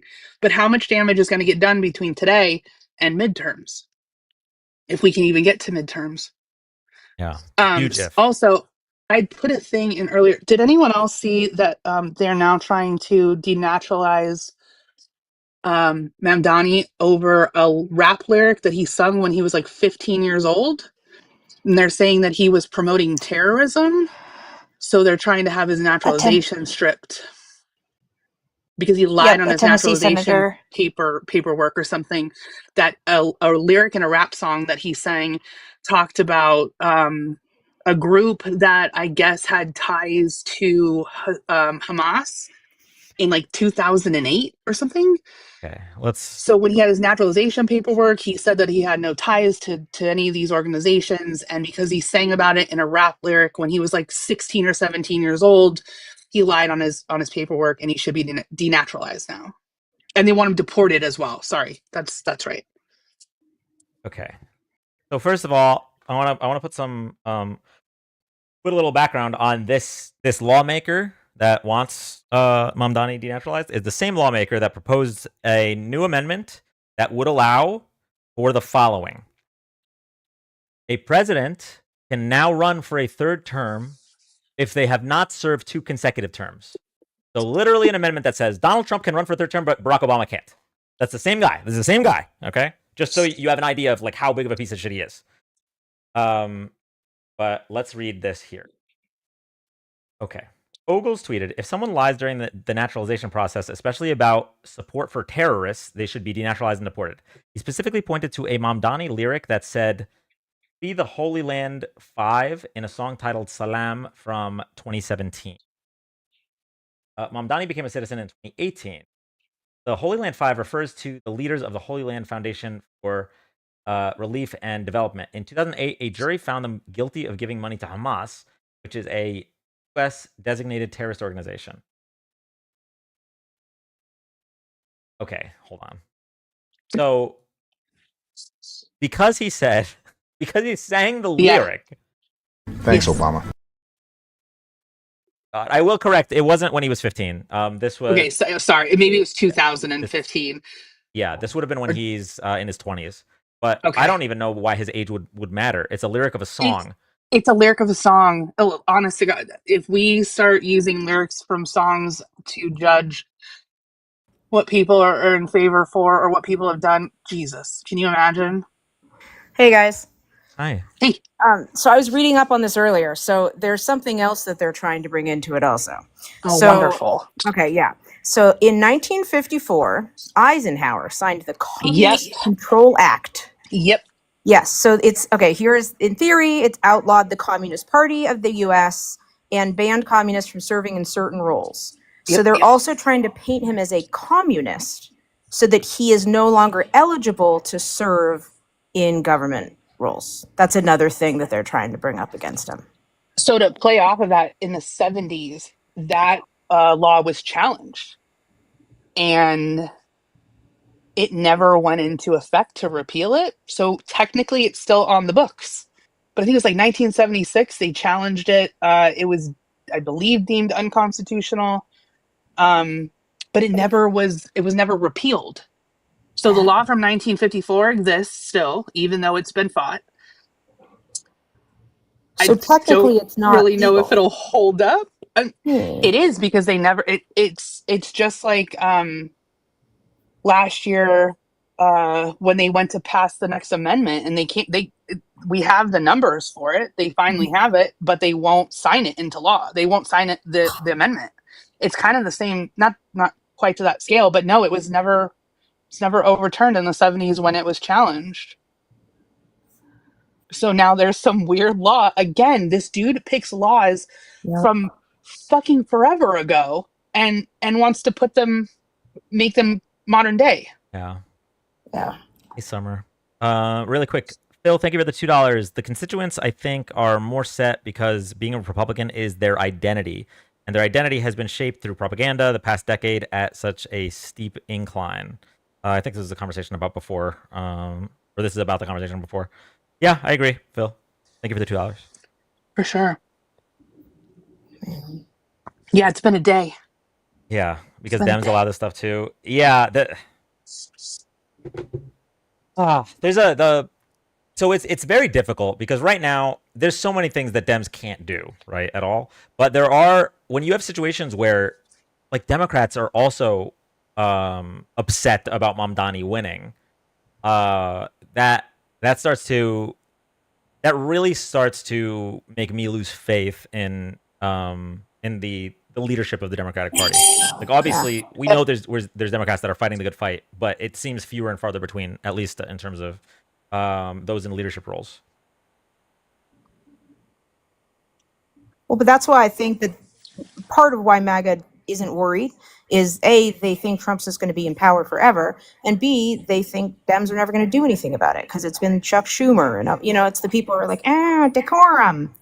But I think if we make it to midterms, I think that's hopefully that'll be done with. I think people are done. Big F. Yeah. I'm gonna have to jump here in a minute, but real quick before I forget, there was a quote that Trump said something after the birthright case was opinioned, and it had some, I can't remember the quote, but he's blanketing in sanctuary cities, birthright citizenship, trans or gender affirming care and surgeries all into this one ruling. I cannot remember for the life of me what the quote was. It was disgusting. I think I have it. It's on the Truth Social, and it's 2 minutes. This morning, the Supreme Court has delivered a monumental victory for the Constitution, the separation of powers, and the rule of law in striking down the excessive use of nationwide injunctions to interfere with the normal functioning of the executive branch. The Supreme Court has stopped the presidency itself. That's what they've done. And really, it's been an amazing period of time this last hour.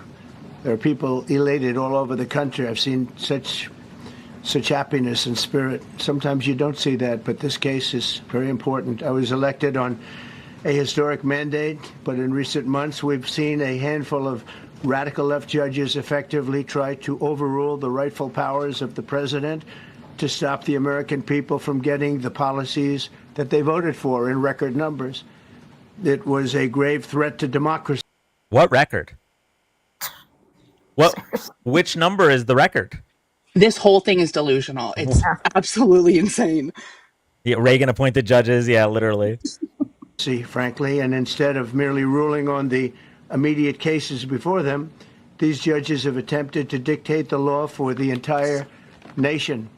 In practice, this meant that if any one of the nearly 700 federal judges disagreed with the policy of a duly elected president, not disagreeing with policy, it's just applying the law to that policy, of the United States, he or she could block that policy from going into effect or at least delay it for many years, tie it up in the court system.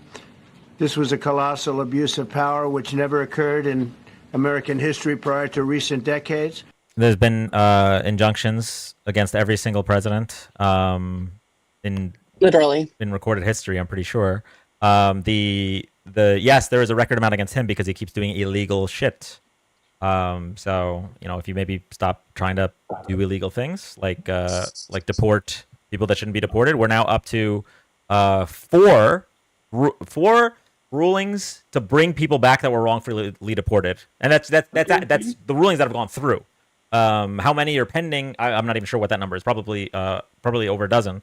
But we just hit our fourth case where they're like, "That's a person you deported wrongfully." We all know the Abrego Garcia case, but we're now up to 4. And that's not normal. We don't normally just deport people that are not supposed to be deported. So another thing that's happening right now too, sorry, just to interrupt real quick, is now they're dismissing asylum cases. Yep. The makeup artist who had gotten deported. Yep. And so his asylum case just got dismissed. The immigration attorneys were trying to keep them alive because it's really the only way to track them. And so when they dismiss those cases, they're out of the court system entirely. And, how do we get them back then? So it's California and Texas, it looks like, are the two that have been allowing the cases to be dismissed now. Finish this clip real quick. We've been hit with more nationwide injunctions than were issued in the entire 20th century. together. Think of it, more than the entire 20th century, me. I'm grateful to the Supreme Court for stepping in and solving this very, very big and complex problem, and they've made it very simple. I want to thank Justice Barrett, who wrote the opinion brilliantly. I guess this isn't the quote you were referring to. Let me see if I can find that one. I think he's standing with like Pam Bondi. It's something about being able to restrict funds from sanctuary cities now, like getting rid of all of the resettlements for refugees. Something about unnecessary federal funding that no one seems to be able to explain what he meant, and getting rid of any or paying for any gender affirming care or surgeries. Okay. I think I have a clip with Pam Bondi, but really quick before I play it, if you're here for the first time, thank you so much for joining. We are live Thursday to Sunday, 8 p.m. Eastern, doing live political debates, political discussions, and fact checks. We also try to be live for all major political events. So if you like this content, drop a follow, tap the screen. For anyone that's gifted or subbed so far, I really appreciate the gifts and the subs, but nobody has to gift or sub. The only thing I'm asking for is you just make sure you're following. Right next to my name, there should be an orange heart or a gray heart. If you see a red oval, that means you're not following. Ely and Ange, I don't know if you want follows, but for anyone that wants to follow Amanda, now's your chance. Limited time offer. I'll leave it up to you guys if you want to get followed or not. Oh, I don't mind. I repost nonsense and same. random shit, so feel free. Some of my reposts are pretty funny though. You see? See? W panel, yes. Big W for this panel. Okay, yeah, I got the clip here. Let's see. This morning, the Supreme Court has delivered a monumental victory for the Constitution, the separation of powers, and the... Yeah. Is it? Oh, Pam Bondi's in this one. Yeah. I guess it's just zoomed out. Let me see if I can Why find did he post it twice? it. Wait, but just so we're clear, he posted, if it's the same one, then he posted it twice. You're right, it is the same one. 2 minutes. Yeah, he made some statement. Oh, sorry. Go ahead, Ange. Did y'all see the video the White House posted yesterday or the day before? Please, everyone tell me that they saw it. Which one? I posted it in Discord. It's on his True Social. No, is it on his True Social? I think it was on his True Social. Let me see. What's the video? Hold on, I don't want to ruin it. Oh, great. It's not the Iran music video. Or it might be on the. It's the music video. The Bomb Iran one? To the Beach Boys. Yeah. Yeah, we covered that one. Okay. Yeah. Okay. Yeah, we covered that. I have to jump, but one more thing. Wired magazine has a pretty incredible article that was posted yesterday or the day before. If you get a chance, it's well worth the read, and it's well worth going over with people if they really want to get an idea for what's going on in our immigration camps. This expose is impressive and heartbreaking. It is the 911 calls that have come out of the detention centers over the last couple of months, where you have nurses calling 911 saying that they don't have equipment to treat people, that people are dying, they're unaliving themselves, there are people having heart attacks, there are people that are bleeding to death. No one is helping them. These are inmates, or not inmates, these are immigrants that are stuck there, that can't get care, that are having to use payphones to call 911, begging somebody to come in and help them. There's been hundreds of phone calls or 100 911 calls made from these facilities over the last couple of months. They specifically named 2 corporations that are running these facilities.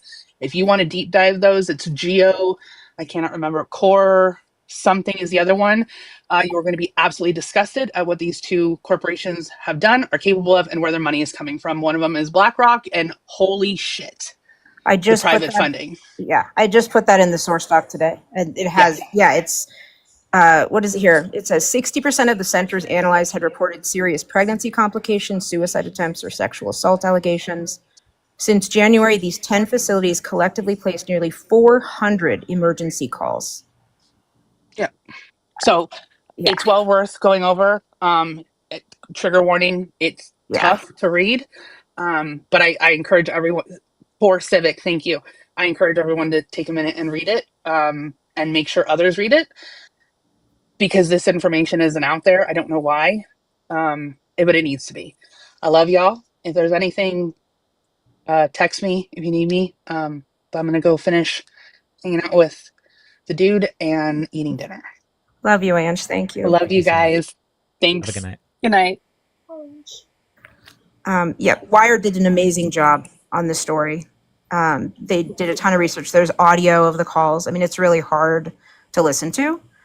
It's horrible, but I mean, people need to understand the conditions in the detention centers are horrific. Like, this is not, and these are people, a good deal of them are asylum seekers waiting. Or remind me, I don't know if this is the same like story, but I know there were private prison companies poured a lot of money in Donald Trump's election. Yeah. Were these detention centers also owned by those companies? I don't know. I don't want to mix up stories, but I don't know specifically if these are. Yo Group. Yeah. Let me see what it says here.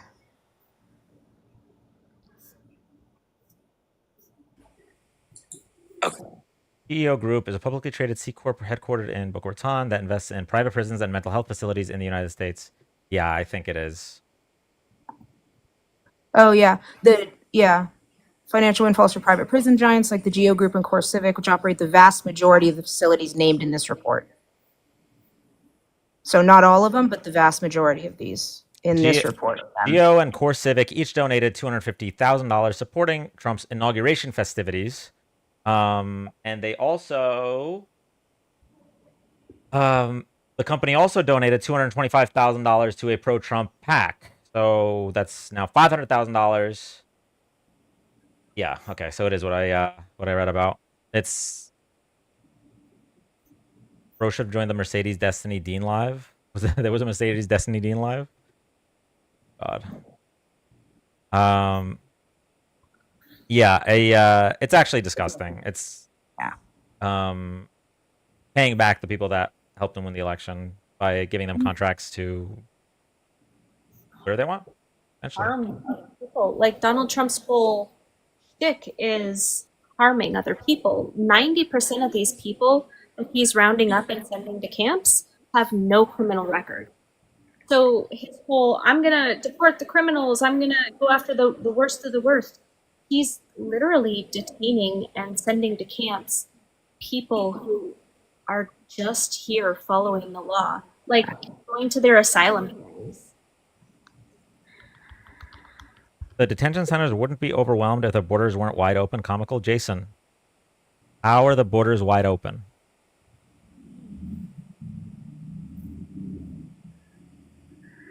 All right, you know what?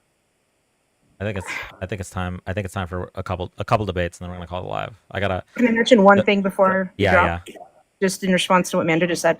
I found an article. It's New York Post, so obviously grain of salt with it. But there were some ICE agents who spoke to them saying that how badly morale is down, and because of the quotas that Stephen Miller put on, that they kind of stopped going after the criminals and they're just going after the easy roundups. Yep.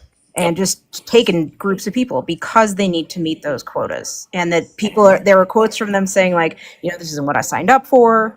And, I'm getting pulled off of like child trafficking cases for this. And so, I mean, this is not making us safer in the least. MAGA in the chat, if you can hear us, they're not fighting the actual criminals anymore because they have to meet this stupid number that Stephen Miller hatefully decided upon.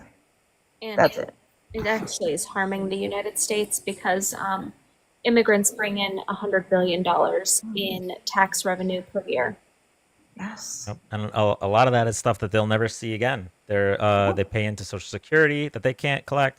They pay into Medicare that they can't collect. It's just yet another example, like we were talking about before, of Republicans, particularly MAGA, voting against themselves because of the hateful feelings in their heart. Period. Yeah. Yep. All right. Love you guys. Thank you. Hey, Neely. Do you do debates one-on-one? Yeah, but I sometimes have a guest up, so you're welcome to stay. Okay. I'll hang back and be quiet until you need me. Okay, sounds good. They never focus on the real threat. White cis-het men, usually religious and conservative. Very true. Dean did have pizza, so he couldn't talk to Destiny, but could talk to Z. What does that have to do with I'm so confused by that statement. Documented you misspelled immigrants. Pay into those things. Undocumented do not. Jason, here's the problem. You don't understand. You just don't know. Like, I get that you're, uninformed, but when undocumented immigrants get jobs, they sign up for ITINs, right? So that they ITIN, so they can pay taxes. So and if you want to say that, okay, well, at that point now they're documented. Well, then it sounds like you are against most of these deportations, because most of these deportations are documented migrants. We use the phrase undocumented usually in synonymous with illegal, but these are situations where they pay into these things. Jason in the request box. No, of course not. Liberals cannot grasp how the world works. Wait, Work the Shark. That is an old school maggot. You have been in these lives back in like November or September. You've been here for a while. Sheesh. You still haven't seen the light? Jason's gonna be making a video crying soon when they deport him or something he cares about, or someone he cares about. He's a day one. All right, I'm gonna bring up. Wait, Hunter Biden was waiting in the request box for, I want to say an hour and a half straight. Hunter, did you leave right when I was ready to take S? Crashing out in the chat. There he is. Okay.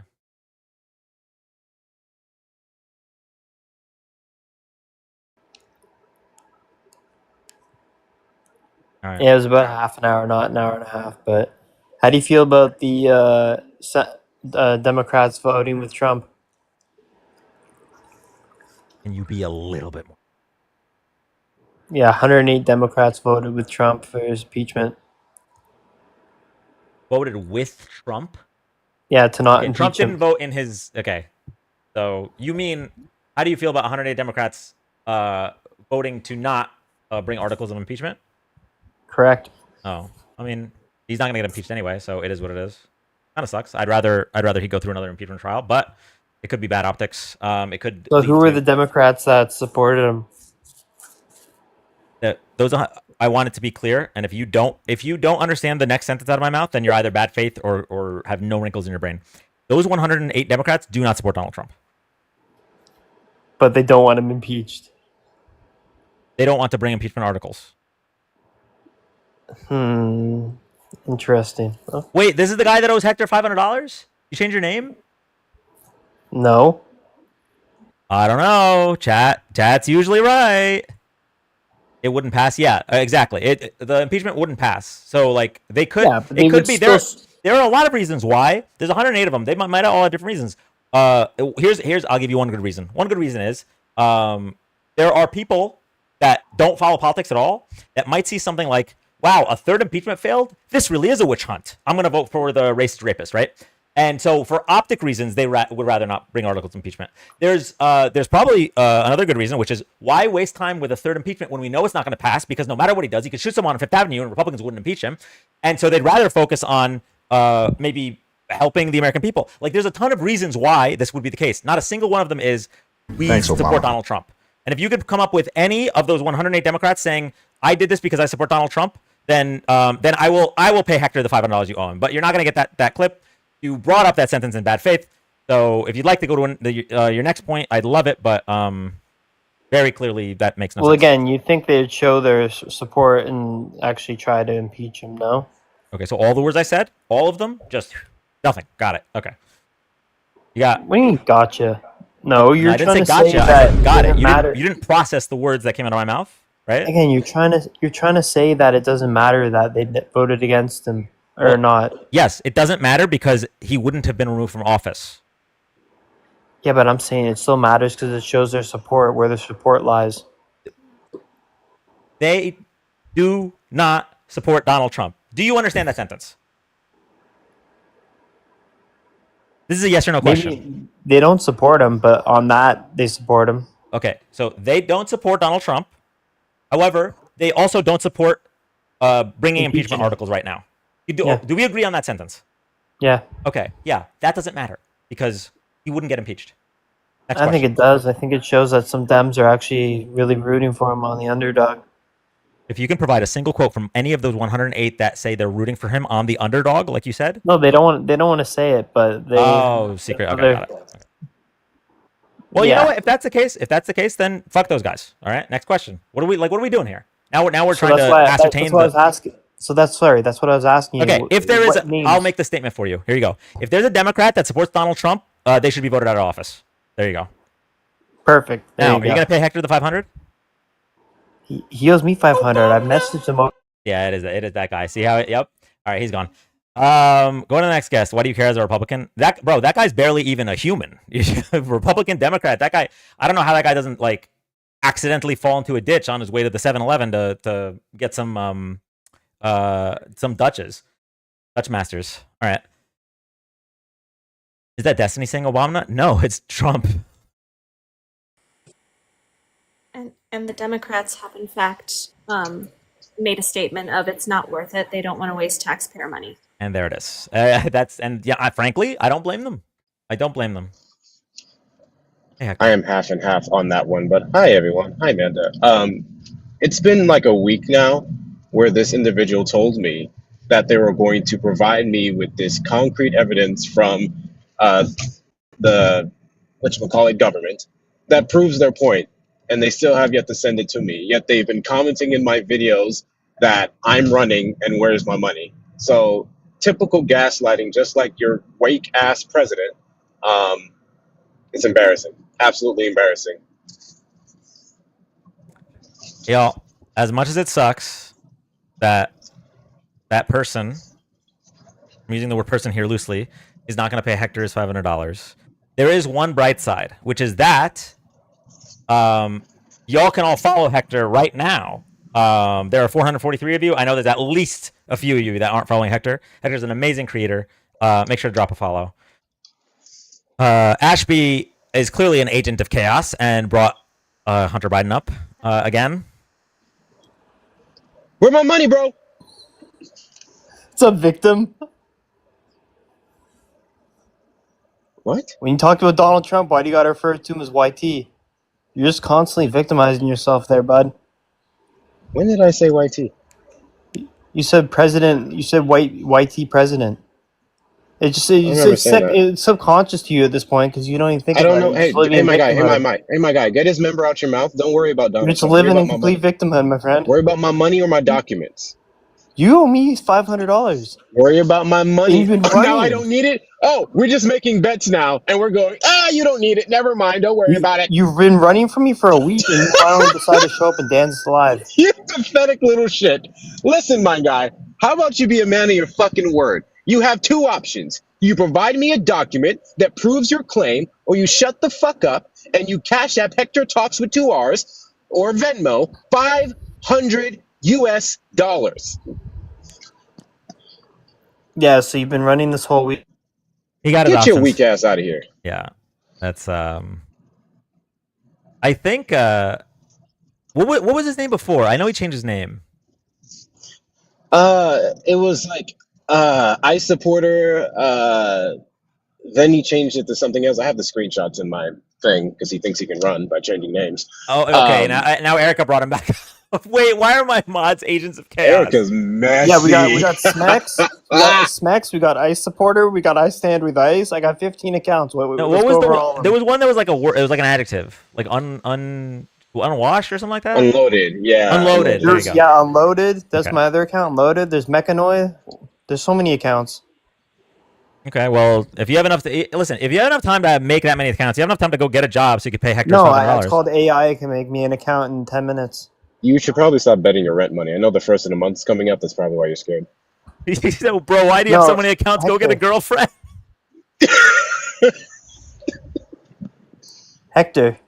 I mean, if you can't even afford to pay me, you definitely can't take her to McDonald's. And now you decided to jump on Dan's live. Is the 4 for 4 too much for you? No, I find it hilarious that you've been running all week and then you decide to show up in Dan's live. Finally, so where's my money? I'm sorry, I don't recall running from anyone. Where's my money? Nice All right, wait, I've been hold on. you. Wait, he explained how you lost the bet, right? You don't process the information that he gave you, or what's the story? You can't even explain how he won the bet, bro. Is this why they're so mad at Dean and Parker? Wait, who's mad at Dean and Parker? This guy? I don't even I'm not understand. mad at Dean and Parker. I got like 5 of Dean's accounts banned. Actually, no, sorry, 3 of his account banned, but Oh, what did you do? got 2 of Parker's accounts banned. Actually, What did you do? it's pretty easy. Bro, this is Captain Cap right here. You can't believe a fucking thing that comes No, out it's of not his Cap. mouth. You want me to show you a screenshot, Hector? Oh, so now you have documents? Cool. Go ahead and provide the I'll send one you a so you don't have screenshot to right pay me now. $500. Got his ass. Is he trying to riz? You guys are so fucking typical. No, I'm not actually Hunter Bunner, Brittany. I don't do that. Oh So- god. I'm not a pedophile who sleeps with his niece and my dead brother's wife like Hunter Biden. Are you saying that you reported Dean and Parker? Is that what you're saying? No, there's easier ways to get them shut down. Yeah, I'm done with that guy. It's something about I think the Hunter Biden laptop broke Republicans' brain.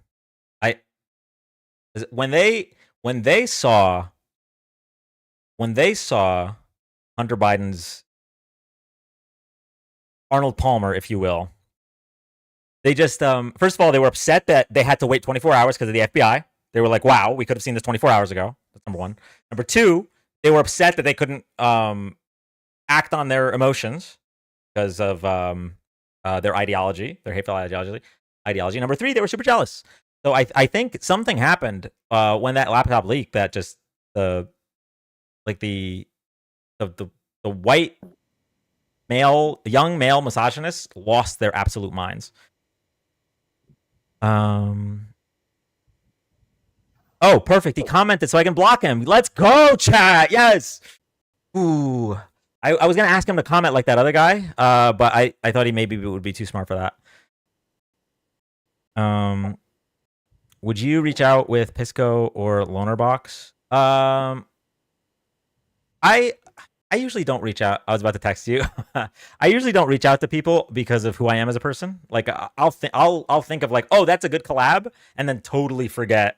Because someone mentioned Pisco to me because he's like really good with legal stuff, and we were gonna talk about God, I can't remember what the thing was that brought him up, but I totally forgot of his existence. So not of exist. Let me rephrase. I totally forgot to try to collab with him. So apologies on that. He's blocked. W's in the chat for the mods.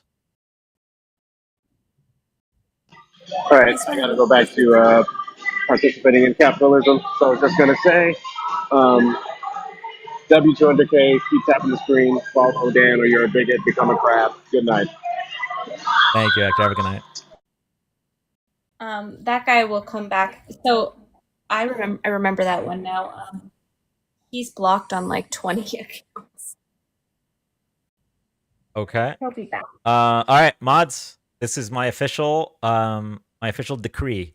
If he ever comes back on a different account, you can skip mutes and go straight to blocks. Okay, so we have comments. Oh, really quick. As a reminder, I know it doesn't feel like it, okay? But we still are under an extension in regards to the TikTok ban. TikTok has not been officially saved and could still be banned in like 80 days. So make sure you're following my YouTube, my Twitch. We're actually live on all 3 accounts right now. YouTube, Twitch, and TikTok. We're doing it all at once. Shout out to I think it was Pickles that showed us how to do that. W Pickles in the chat. If you ain't talking money, I don't want to talk. So yeah, and the reason I mentioned that, what made me remember to mention that, it's been 2 hours and 24 minutes, by the way, is because I wanted to read some comments on YouTube. Dean apparently talked to Destiny for a bit on the Unfuck America tour, and then he said he had to go because he ate pizza. Then stayed and argued with Z for another 30-ish minutes while complaining about his pizza getting cold. Wait, was Destiny in the panel? I'm a little confused about that. W Pickles, yes. What about Destiny or just too much baggage? I mean, I don't know what like I don't even know what we talk about. It's just there's so many things I disagree with him on. Like if anything, it would be a debate. He is still around. The grifter has no. Yo, wait. Of course Z is around. She has to collect her.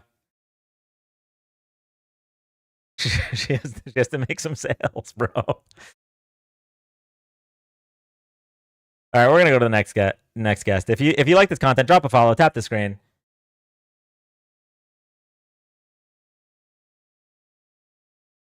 Okay, who is this? Are you debating Trump supporters? Yeah, we'll do a few more.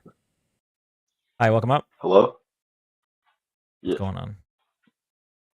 No, I'm of the MAGA archetype. I'm a Christian nationalist. So You're a what archetype? I'm of the MAGA archetype. Like I'm of the same breed Okay. as You're a like Christian nationalist. So yeah. you're like a Nick Fuentes? If you're gonna kick me after saying that, then no. But and then you're gonna name call me if you. No, well, I'm just trying to get an idea. I don't talk to a lot of Christian nationalists, so. I'm not like fully like aligned with him, but you probably put me like in that area. But he's a little. Okay. Okay, so you want what? You want the United States to be a Christian only country? Well, no, I don't think it should be like a theocracy or a state-enforced religion like Iran or something. But I think America is a Christian nation. And I think that, we're kind of replacing that with secularism right now. Where in the Constitution does it says America's a Christian nation? Well, you have to you have to infer like every state constitution, 9 out of 13 states, the original colonies, you had to be a Christian to hold public office. So it's stuff like that where you can make inferences that America is a Christian nation, and it Well, really I mean, still should be. that's what's good about the United States, right? States' rights. It's one country, but the states are united underneath it. So if like, how could you say that about the country based on the states? And that if that's the case, then you could say the United States is a democratic country. A Democratic Party country because there are more registered Democrats than Republicans. It doesn't make any sense. Well, that's kind of intellectually lazy. I mean, you have to look at it like I guess you can make it. I'm saying as an inference, is a general thing. The United States is a Christian nation. I'm not saying like in the Constitution, it's like you must be a Christian to, you must be this denomination to, become a citizen. No, I'm But saying like it's also as a whole, the United it's States is also a in the Christian country. Constitution that Now, there is a separation of church and state, right? Everyone has a freedom of their religion. that's So not in the Constitution. That's the term separation of church and state is nowhere to be found in the Constitution. okay, yes, but you have the freedom of to practice whatever religion you want or no religion at all in the Constitution. Yeah, I'm not saying you have to. I never said that. Okay, right. So I'm saying you're inferring that the United States is a Christian nation because back when there's 13 colonies, 9 of them were Christian. Well, it's not just that. It's like every single founding father except for like Thomas Jefferson, who was a deist, were Christians. Nope. Not even. I think half of them were deists. Thomas Jefferson was a deist. It was not half. I said, yeah, that's what I said. You said every It single was not one. half. It was probably more like 90%. And then even then, Thomas Jefferson, like he leaned towards Christianity. He was kind of experimenting more. Whatever it is, they all had whether it's 50% weren't Christian or 10% were Christian, they had the foresight to say we shouldn't have a national religion. That's part of the reason why we left, or excuse me, not part of the reason why they left, but that's part of the reason why people came to this country. Yeah, but you could look at that. But they prayed before the Continental Congress. Okay. I never said I was never advocating for a state-enforced religion. I'm simply saying the United States is a Christian nation, and we should respect our heritage, and we shouldn't, bundle it all up in the name of sentence is secularism. false. The United States is a Christian nation. That's just your vibes and feelings. It's not based on anything. Inherently, it is. Inherently, it was founded upon Christian doctrine, like not upon doctrine itself, but upon Christian ideas and morality. What Christian ideas are in the like the laws of nature? Stop. No. You said it was founded on the laws on Christian ideas. So when it was founded, right, the Constitution, what of that is Christian ideas?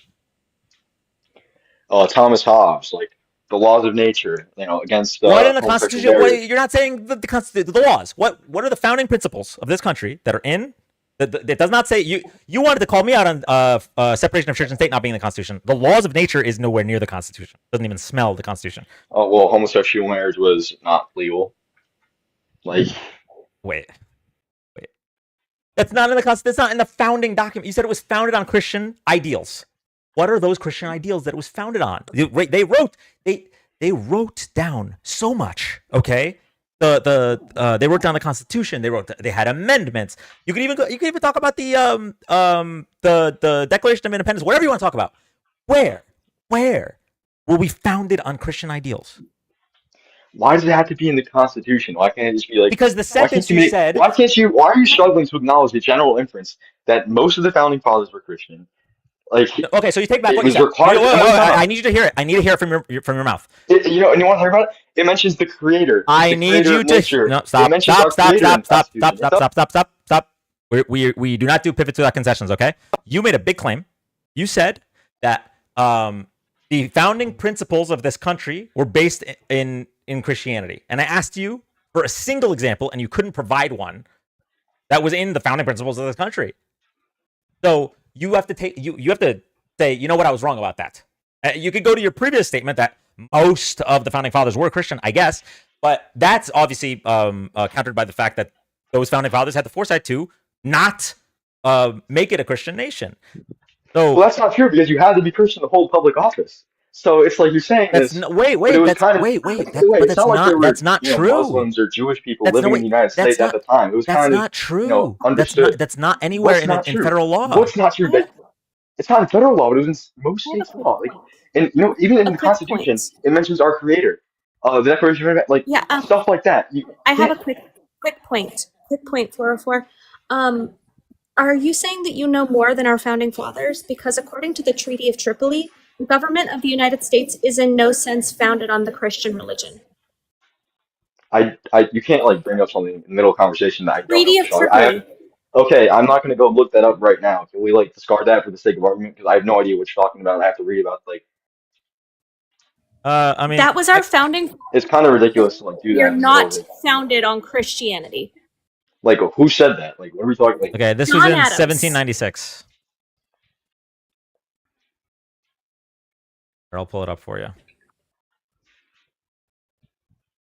So that is our founding fathers, claiming that you know more than our founding fathers. I don't even know what you're talking about, gang. Like, yeah, I'm pulling it up right now. Okay, so in the Treaty of Tripoli, as the government of the United States, Article 11. Here we go. I'll pull it up. You can watch it. Read it, excuse me. Article 11. As the government of the United States of America is not in any sense founded on the Christian religion, as it has in itself no character of enmity against the laws, religion, or tranquility of the Mussulman, and as the said states never have entered into any war or act of hostility against any I don't know how to pronounce that, nation, it is declared that, by the parties that no pretext arising from religious opinion shall ever produce an interpretation of the harmony existing between the two countries. So this is a treaty between two countries, but in the treaty, it's stating that we are not, in any sense, founded on the Christian religion. Well, can I ask, like, who said that? So, like, who was the treaty between? Here's the people that signed it. I can't read it. It's like, well, yeah, but you have to also understand that obviously I don't know what document that is. Like, I don't really, but if we can make an infer, like, if I can infer that a lot of times it was understood as like you have to be tied to a specific church, and that's what America was kind of trying to avoid. So when I say Christian foundation, I'm assuming that could be meant like tied to a specific church, like tithes and stuff. So, but that is a pretty niche treaty. And then you also have to understand that, yeah, like paying taxes to a church, like state enforced though. So you're saying that taxes are the Christian ideal that we were founded upon? No, I was referring to the document you just showed me. Right. Like, a lot of people at that time were against tithing, like state enforced tithing to a specific church or the church. So wait, are you trying to debunk the statement? You Well, trying no, to say I that? said I was inferring. Because I don't know like the actual like document. I don't even know Okay, all right. what was that even about. Like I need No, the context. you're You right. just showed me There's it. probably a lot of context. Let me ask you a question. If Thomas Jefferson wrote a letter that was signed by all of the founding fathers that said, "We are in no way a Christian nation," would you no longer be a Christian nationalist? Well, not really, because was that Thomas Jefferson? Like was that like Okay, this is there a were like eight hypothetical. names on This is there, I swear it's and then not you true. also got to understand. This is a hypothetical. Thomas Mhm. Jefferson wrote a letter that said, "Hey, we are 100% not a Christian nation in any way, shape, or form," and it was signed by every single founding father. Would you no longer be a Christian nationalist? This is like an intellectually lazy form of debating because I don't know what that document is. Now you're trying to get me to agree to It's something I know literally nothing. just engaging a hypothetical. Anyone with wrinkles in their brain can do it. And I mean, I guess not. Okay, good. All I was doing was making sure that the reason that you're a Christian national didn't have to do with something else. Because if you had answered, yes, I still would be, then the whole point of what the founding fathers intended is irrelevant. That's why I asked the question. Thank you for. No, I meant the other. I meant the other. I meant like we also have we also have taken the culture, for example, of America and other stuff. The culture of United America. States. Yeah. Oh, the fact that you can go into any state and find like a 200-year-old church, or like what do you mean culture of America? Like baseball? Like are you denying that we have a Wait, culture? wait. The culture of America is that you can find old churches. You know, like That's not what I'm saying at all. You're conflating. That's like such a straw man. Like no, that's not what I said at all. I'm saying the culture of America is that you can go to like find any church that was founded 200 years ago with like a pastor, the family's been passed down, that's the stuff like culture that. of That's like what builds a every nation. country. Every single country has old places of worship. Okay, how does that debunk what I'm saying? Explain to me how. Like Because yeah, of you're course trying it's to the say culture of that every country. you're trying to say that the United States has a unique culture, and part of that culture is being able to find 200-year-old churches, right? Mhm. Okay, and I'm saying that is not only is that not unique to the United States, because pretty much every I never country. said it was unique, but I'm saying that's what builds a nation. Stuff like this. Like, why is it so mind-boggling to you that we can have history? No one is saying we can't have history. Okay, so then why are you so like lost? Like that is historical. That is part of American culture. But do you know? Well, let's Google the word culture. I think we must be confused about what culture is. The culture of a country is not how old their buildings are. Our buildings are, by the way, very young compared to most other countries. Not really what I was saying though. I mean, like Christian institutions have influenced this country for like 250 years, and you gotta admit that like it's baked into America. Bing, bing, You I know wasn't bong. referring to like wait, the you know what physical. institution was baked into America? Thank you, Alter Ego. You know what institution was baked into America? What are you Slavery. referring to? Slavery. That's like, and once again, so intellectually dishonest. Like, yeah, Christianity and slavery are nothing alike. Like, Christianity is an ideology. Uh, Slavery was a terrible thing to happen, and it was against the law. Like, it's morally wrong. okay, Like, Christianity is an you ideology. You're said comparing two things that are not comfortable at all. this It's is what so ridiculous. Like this whole gotcha what I'm question explaining to debating. you. What I'm explaining to you is just because there were a lot of Christians in the start of this country does not mean that we are a Christian country.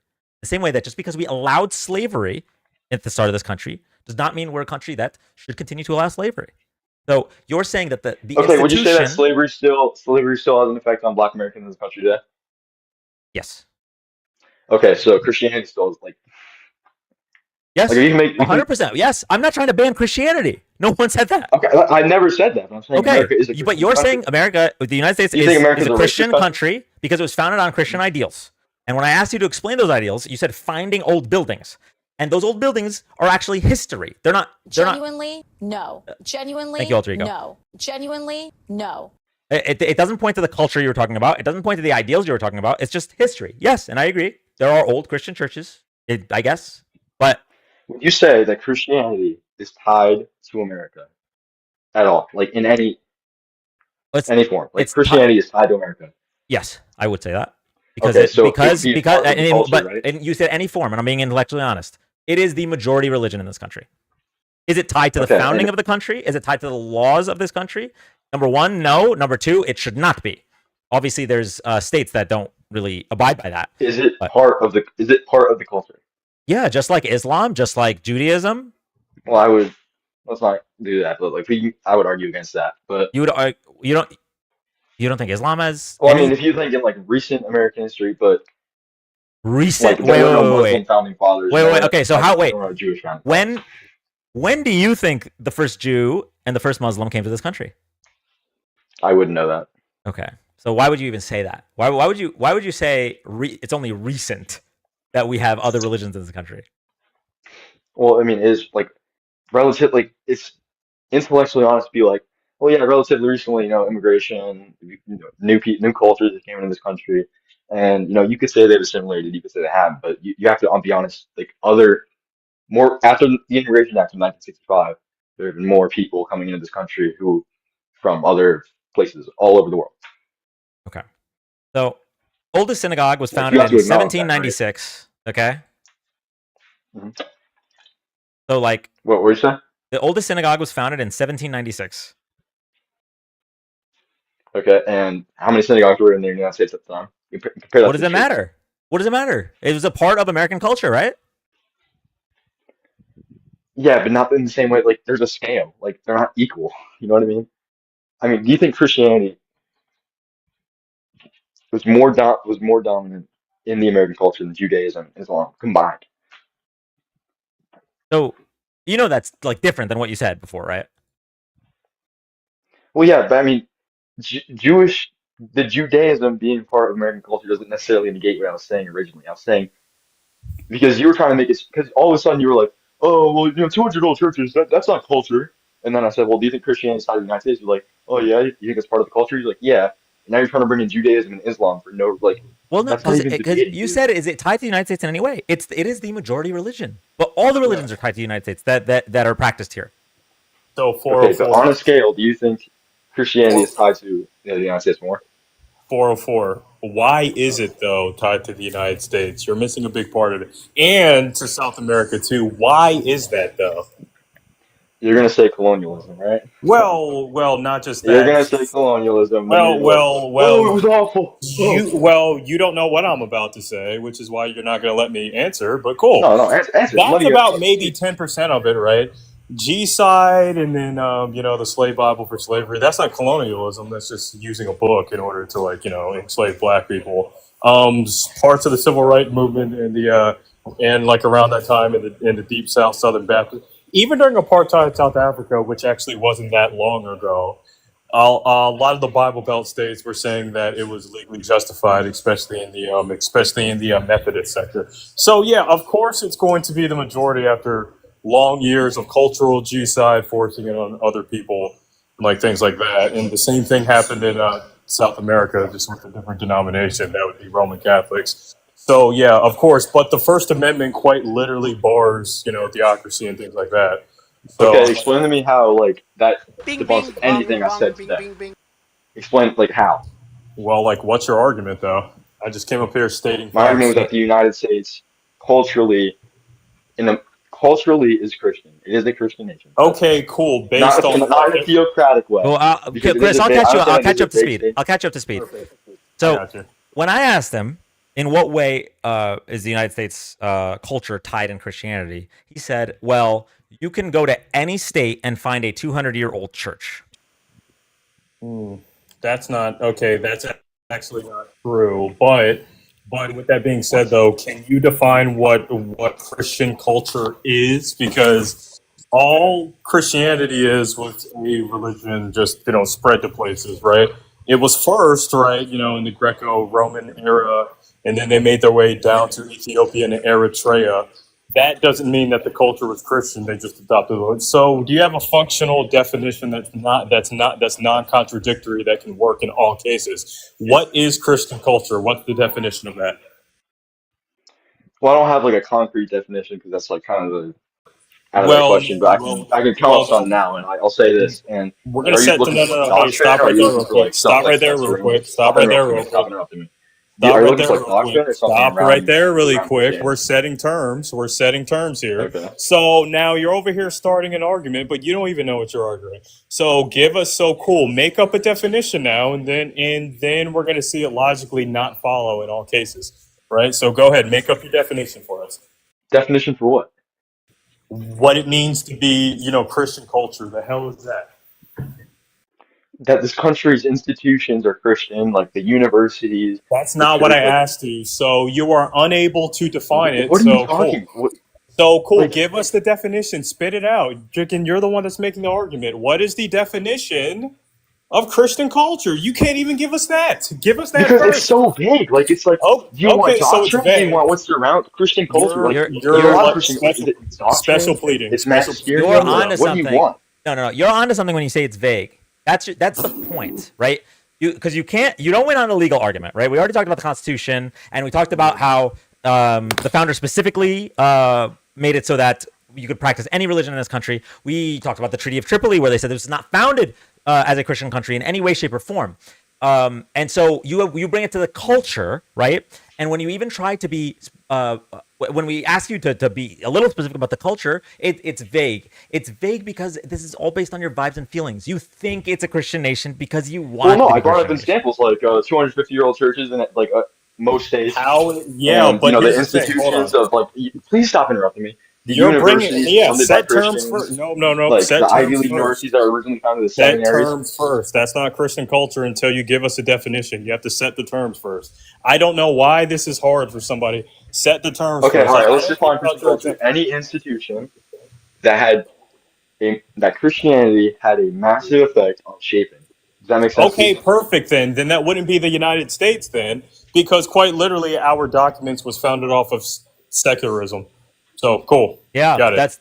that's true. The biggest institution that we're referring to here is the United States, the federal government. Our documents were founded off of secular. Then why in 9 out of the 13 original colonies was it required that you be a Christian to hold office? That's Why not the was it that they United. mentioned Oh the wait, creator? awesome, So why do you always interrupt me? perfect.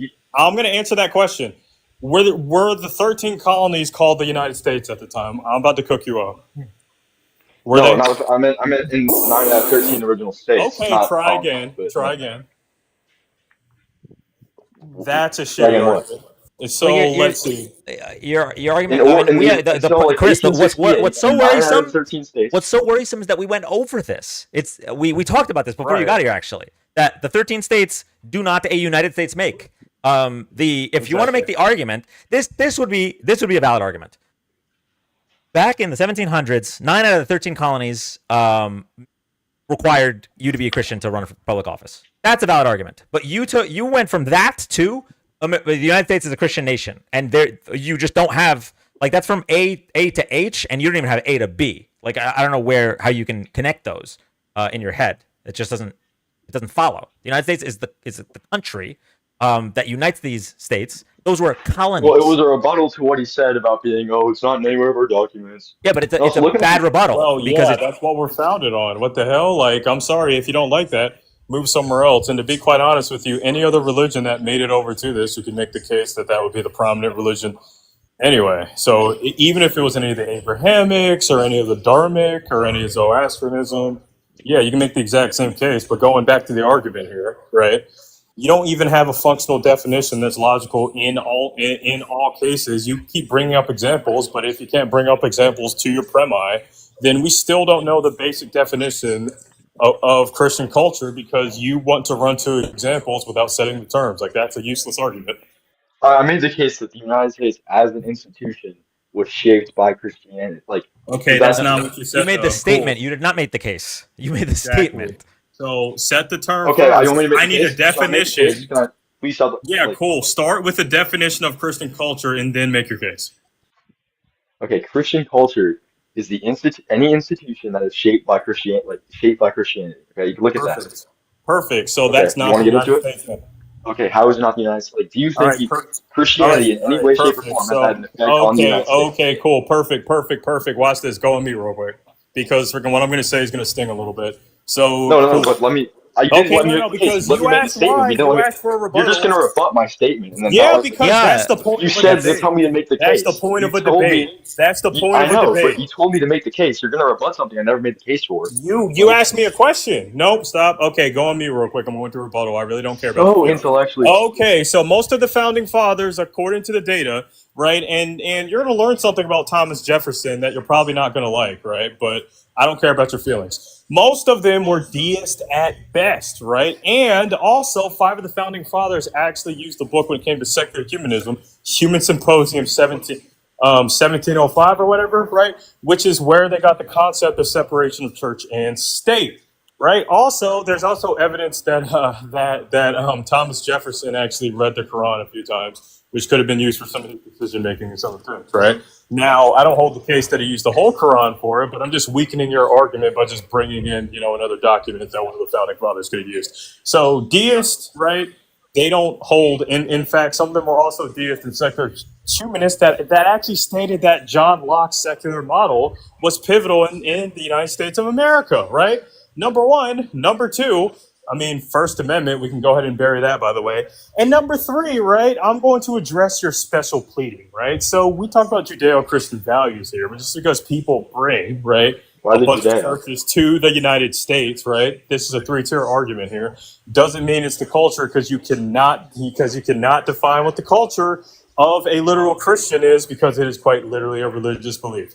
In the very beginning of literal Christianity, right, there still wasn't a Christian culture. They were piggybacking off the customs of the Romans and the Jews at the time, then to Africa, to the cultures and the customs of Eritrea and friggin' Ethiopia, and then same thing in Spain, and same thing in South America, and same thing when the Puritans got here. So based on that 3-tier argument, yeah, we're definitely not a Christian nation. And for secularism model for the founding fathers, they would all say the same thing.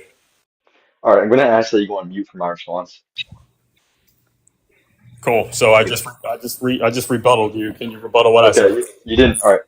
Okay, everything you said has nothing to do with the statement. I said the definition. Well, let him reply, Chris. Let him reply for a second. Let him reply. The definition I said was any institution shaped in large by Christianity. Okay? You are lying to yourself if you think Christianity has not had an effect. Okay, cool. I'm going to respond again to what you said. What are you doing, dog? Okay, Let me cool. No, it's because you're not responding. The founding fathers disagrees with you. They're all deists for the most part. You don't get to run and not respond. They weren't even all deists. There was like 3 of them. Oh, okay. I'm gonna put a source on the screen. I got you. So you have to say most. You have to find a source that's most, because that's what you said. You said most founding fathers. Perfect. That's perfect. Gotcha. Do you have a mugshot on older millennial? Yeah, I'll pull it up for you guys. You didn't rebut what I said. I said any institution shaped by Christianity. The United States has been shaped by Christianity. You just don't like the answer to it. You just don't like the answer to it. Yes, I rebutted it. You just don't like the answer to it because it's not your narrative. That's like a broad. That's not like an actual. That's so like you said, and no, okay, I'll speed run this. So Chris cooked you more than necessary, because storyteller. Thank you for the coconut tree. Because it was over the moment you defined the definition, define the word, right? The culture or the values, right? You said any. What Christian culture is? You said any institution that has been influenced by Christianity. Okay, and you think the United States has not been influenced? And the United States specifically was not influenced by Christianity, so we're good. It wasn't influenced by Christianity when every single founding father was Christian. Okay, no. Stop. You said you have to stop saying that. You just have to. You have to. I'm gonna go ahead and. Why do I have to stop saying it? Because it's a lie. I'm gonna list the ones that weren't, because it's not a lie. All right, guys, here we go. Let's go over super pretend. Oh, okay, no, cool. That's fine. We're gonna go ahead and test that out. So I'm on Britannica right now. Do you still hold to the statement that all of the founding fathers were Christian? I misspoke when I said all. The entire live I said most, and I misspoke. Most. Okay, over 50%. Backing that shit up. I'll go over 70%. I'm not backing up. I've said it the whole time, and then I misspoke. This is like so. You literally said that they were all Christian. I said it once on accident. I misspoke when I said it. Okay, that's what I thought. All right, freaking next talking point. I said most. Are you? You said most. You said most were days. Okay. So can you back that up? You changed your argument. You back that up. You said most were days. It's okay to change your argument. Can you concede that they all weren't Christian? Because that's a point you made. I didn't make that point. I misspoke when I made that point. So the thing, here's what it is. Okay, I need to step in. The thing is, even if every single one of them was a cross-bearing Christian, it would not matter, because they specifically wrote in a law We are not going to be a country with one religion. You are allowed to practice any religion you want. That's in the law. It doesn't matter if they're Christian. Also, I you was don't never, Because if believe that I were the was case, never listen, advocating for a I'm not done. state-forced theocracy. I'm not done. If that were the case, then you would say that this is the United States is a male country. Do you agree with that? All the founding fathers were men. Okay, I mean, yeah, then okay, but it was 50% women too, so it'd No, be no, like no, that. no, no, no. Two None of cancel the out. founding It's fathers not. were women, right? This is so, it's so dishonest. Like I'm saying, 50% of the population was women, so it's a little different. Like if it was all men, yeah, Okay, it was okay. all So, Christians. Literally 100. I say 99% of the U.S. population and so just to be 79 was clear, Christian. so it has It nothing to wasn't like do it was with the. So it has 50% nothing to do with Christian the and founding 50% fathers' Jewish. beliefs. It has nothing to do with the It founding doesn't fathers' have. It beliefs. has something to do with the founding fathers' No, beliefs. That's what I'm no, thinking before. because But you. culturally, I said any institution shaped by Christianity. I never said anything about the founding fathers, right? So Oh wait, like also I do have a question for you though, just to kind of like muddy up the water a little bit. So like which branch of Christianity? Because Mormons were here long before some of the reforms were. They call themselves Christians. Like which one? Which one culturally? Mormonism.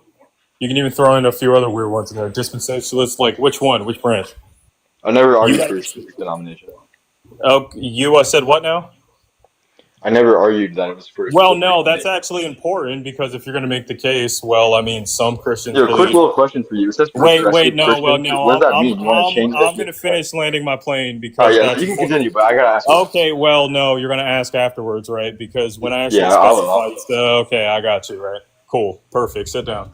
All right, yeah. So like that's actually important because yeah, there's so many denominations here, right? There's some people that are saying that that the founding fathers were like part of Joseph Smith's crew and things like that. Those guys live in Utah and things like that. Those people call some. Joseph Smith did not exist at the time in seven. Like you don't even Yeah, know I what you're know. talking about. Like It's called progressive revelation. It's okay. They still make that claim, but that's still more. Even though that itself is a baseless argument, that's still more credible than saying that the foundations of like the U.S. Constitution is rooted in Christianity. So, like, can you specify which branch? Because all 36,000 can't exist in one part of U.S. history. It's a little bit crazy. Can you give me like what branch that the culture derives from? Christianity. Like what do you mean? Which branch? I mean, you could say Awesome. Protestant. I So guess I'm that's going to like it ask would you a be the main question then. one. But it Oh, kind of what okay, happened to cool. the What about melting pot, Mormonism? right? Like So sorry, okay, cool. What about Mormonism Mormonism? did not exist when the country was founded. That's not what I asked you, though. Is it found on Mormonism? Because they make the claim that the Mormons were here way before anybody else was back in 10,000 BC. So if you're going to appeal to the Bible, I'm going to go and appeal to the Book of Mormonism. So they claim that they discovered, America first until the natives took them out. And then they make the claim that some of their descendants still survived around the times of the founding fathers. Okay, then I guess Mormons can make the case that Mormons they make the case, were but here first. But but but also, I don't even but hold consider on a Mormons second though. Christian. But like, hold on a So second though. Mormons make the case, but a lot of Protestants here don't believe in Joseph Smith. So like, which one's real? Which one governs the country with culture? I'm confused. I don't even consider Mormons Christian. Most Christians don't consider Mormons Yeah, Christian. but I don't know Mormons consider how themselves Mormons Christian. believe Most Christians like wouldn't consider this a Christian nation, so I don't know why you would. Exactly. I can quote. Yeah, I quote Yeah. okay, like yeah, but I was diaries. saying he's like labeling Mormonism as Well, Christianity no, when what he's I mean, doing, why what he's can't doing he? is he's showing the inconsistency in your logic here. Yeah, there's How so many like denominations. the argument falls apart once you give it close scrutiny. Like what Even denomination, when the yeah. which culture's denomination are we based on? That's what he's saying. Protestant Christianity, the founding batch. Like you want me like Methodists, Anglicans, like in Yeah, but general, like Protestant which one Christianity out of is those? mostly a Yeah, unit. yeah, but like which one out of those? Because they all believe in something slightly different. For example, Quakers believe in something slightly different than the Baptists. Baptists believe in like an altered version of the Filioque compared to the Anglicans. And yeah, which one though? You got to have one. You can't have like five because they all don't believe in the First same off, you thing. mentioned the Filioque, which is between Catholics and Orthodox. So you don't even know what you're talking about, Yeah, first off. yeah. And secondly, Protestant Christianity as a Okay, whole I'm has the gonna keep same cutting you core off beliefs because with you a world misquoted of me. differences. Because Obviously, because culture you misquoted varies me. like through the states. Why do you always interrupt me? Anglicans believe in the Filioque because they claim that they're a reformed version of friggin' Roman Catholics and Greek Orthodox. Sit down, boy. So, like, with that being said, right? Which one though? You have to pick one denomination. You're struggling on your own spit right now. Which one? It can't be. It can't be all of the denominations that showed up to the 13 colonies, because then you're violating the law of non-contradiction. They believe You're in something slightly different. You're arguing against something that I'm not arguing for. Well, I made the yeah, case I that am, it was because in order to be Why do you Christian God culture, it's got fucking to be one talk? denomination. I mean, it's a little ridiculous. I'm trying to Okay, speak. it's because you can't answer the question. That's why. Which one? Spit You're it not out. letting me speak. Because it's a redundant question. It doesn't make any Well, sense. no, because you're not going to run from my question. I'm going to keep You're trying to answering. put something on a scale. Like if Yeah, Protestant well, yeah, Christianity would be the general. Can I because we've talk, only got please? Like one you gotta do someone do constitution. something. We've only got Holy one Bill of moly. Rights. But you're saying that these 20 denominate or plus whatever the hell when they showed up here, you can't even name me which one is the one that represents the Christian culture.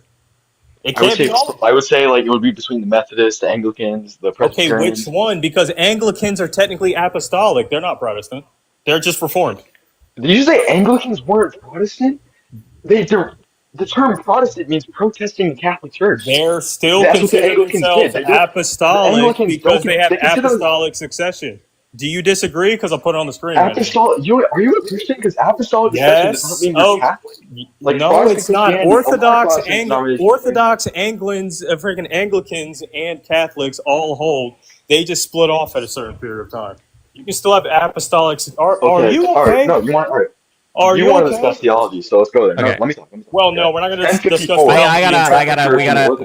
We need He's to. about to run. He's about to run now from his own claim. I'm not running. I'm trying to explain to you. No. We need to get out of it. We need to get out of the Christianity weeds. Okay. I just can't. I'm gonna. It's I'm okay. gonna lose it. He got cooked anyway. I'm gonna lose it if we keep talking about like. You're not like cooking. each You just different told me division. talk, dude. You're not even that smart. No. You can't even tell me what single branch because you are. Because I'm trying to explain how that question is like inherently flawed. Yo, You don't yeah, want me to do because it in order to be your Christian question is inherently culture, flawed. You don't want me to talk about it. Yeah, exactly. Exactly Run what I'm away, trying to coward. do. Run away. You to get off the Christianity. You're the one running away. Yeah, He exactly. asked you to get off the Christianity shit. Because I was about to cook you on theology, and then our boy Dan over here was like, "Oh, let's stop this now before we get into the weeds of Christianity." Exactly. No, it's just I don't want to talk about like Protestants versus Anglicans and whatever for an hour. Like you've been up here. He doesn't want to either. Hold on. So you've been up here really quick.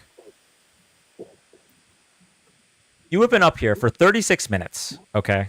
And every single one of your claims, in regards to your original claim, which is the United States is a Christian nation. And probably in the last 15 minutes, I've spoken less than 50 words because you let this Chris guy like not let me respond. Well, you weren't responding to his questions. I will say, I do think it was devolving into something extremely unproductive in the last like 2 minutes. So, but when he was asking you questions about the defining the culture, you dodged it like 15 times.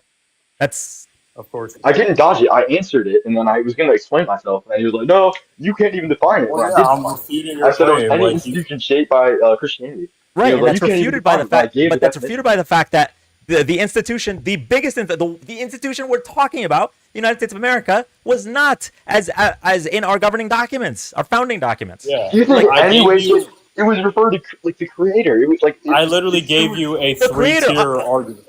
You know how many religions have a creator? Yeah. Yeah, but it's not just that. It's like in 9 of the 13 state constitutions. Can you bring it up? Oh my God, I'm gonna crash out. Why do you keep bringing it up? The United States of America is a country. The colonies were not countries. That's the whole point of the United States. I said the state. I never said the colonies. I said the states. Why did you change the definition of the things I said? Wait, no, literally in the Constitution it says there will not be a religious test for elected office in the Constitution. Yep. You said 9 of the 13 colonies. That was not in the original Constitution. Oh, the amendments don't count? I didn't know. That's not what I'm saying. The amendments don't count. Say it with your chest. The amendments don't count, yeah? Oh, you said A, so you must be meaning B. And I'm a TikTok live debater, and then all my 400 viewers. You're not like, answering the question again, which is why we keep cutting you off. Just answer the question for once. Fuck. It's not like obviously the amendments to the Constitution count, but we were referring to a time period back. So it's an article says to the Constitution anyway. So. Hey, 404. You came up here, you made a claim. You kept saying, if you infer this, if you infer that. And the fact is, ignorance of the Treaty of Tripoli doesn't negate it, right? The Treaty of Tripoli, the founding fathers literally said, we are not a Christian nation. So right there, the founding fathers have negated your entire argument. Woo! First off, you didn't even I've never even heard of that document before until now, and then you brought it up, so it's like not intellectually honest during a debate. So using evidence is intellectually honest. Hey, well, ignorance no, but of the Treaty of Tripoli is not an excuse. You never explained what the Treaty of Tripoli was. Is that like a defining a document? Is it like the Constitution? No, it's a treaty between two countries. It doesn't. Well, even the Constitution's good enough for your dumb argument. So, unless you think the Constitution's faulty now, Yeah. then So just because the Constitution doesn't explicitly say we are a Christian nation, that doesn't mean that it doesn't like. you're doing an argument Christianity from has a silence. massive Like, influence no, on but this no, but country. I don't know why- but you were also wrong about. You said it wasn't in the original Constitution. That was wrong. Like you're just wrong about this stuff. Oh, what did you say? You, Man, you this said shit it is wasn't in the sad. original Constitution. You were wrong. It's not even in the amendments. Well, it's also in the amendments, but it's in Article 6 of the Constitution.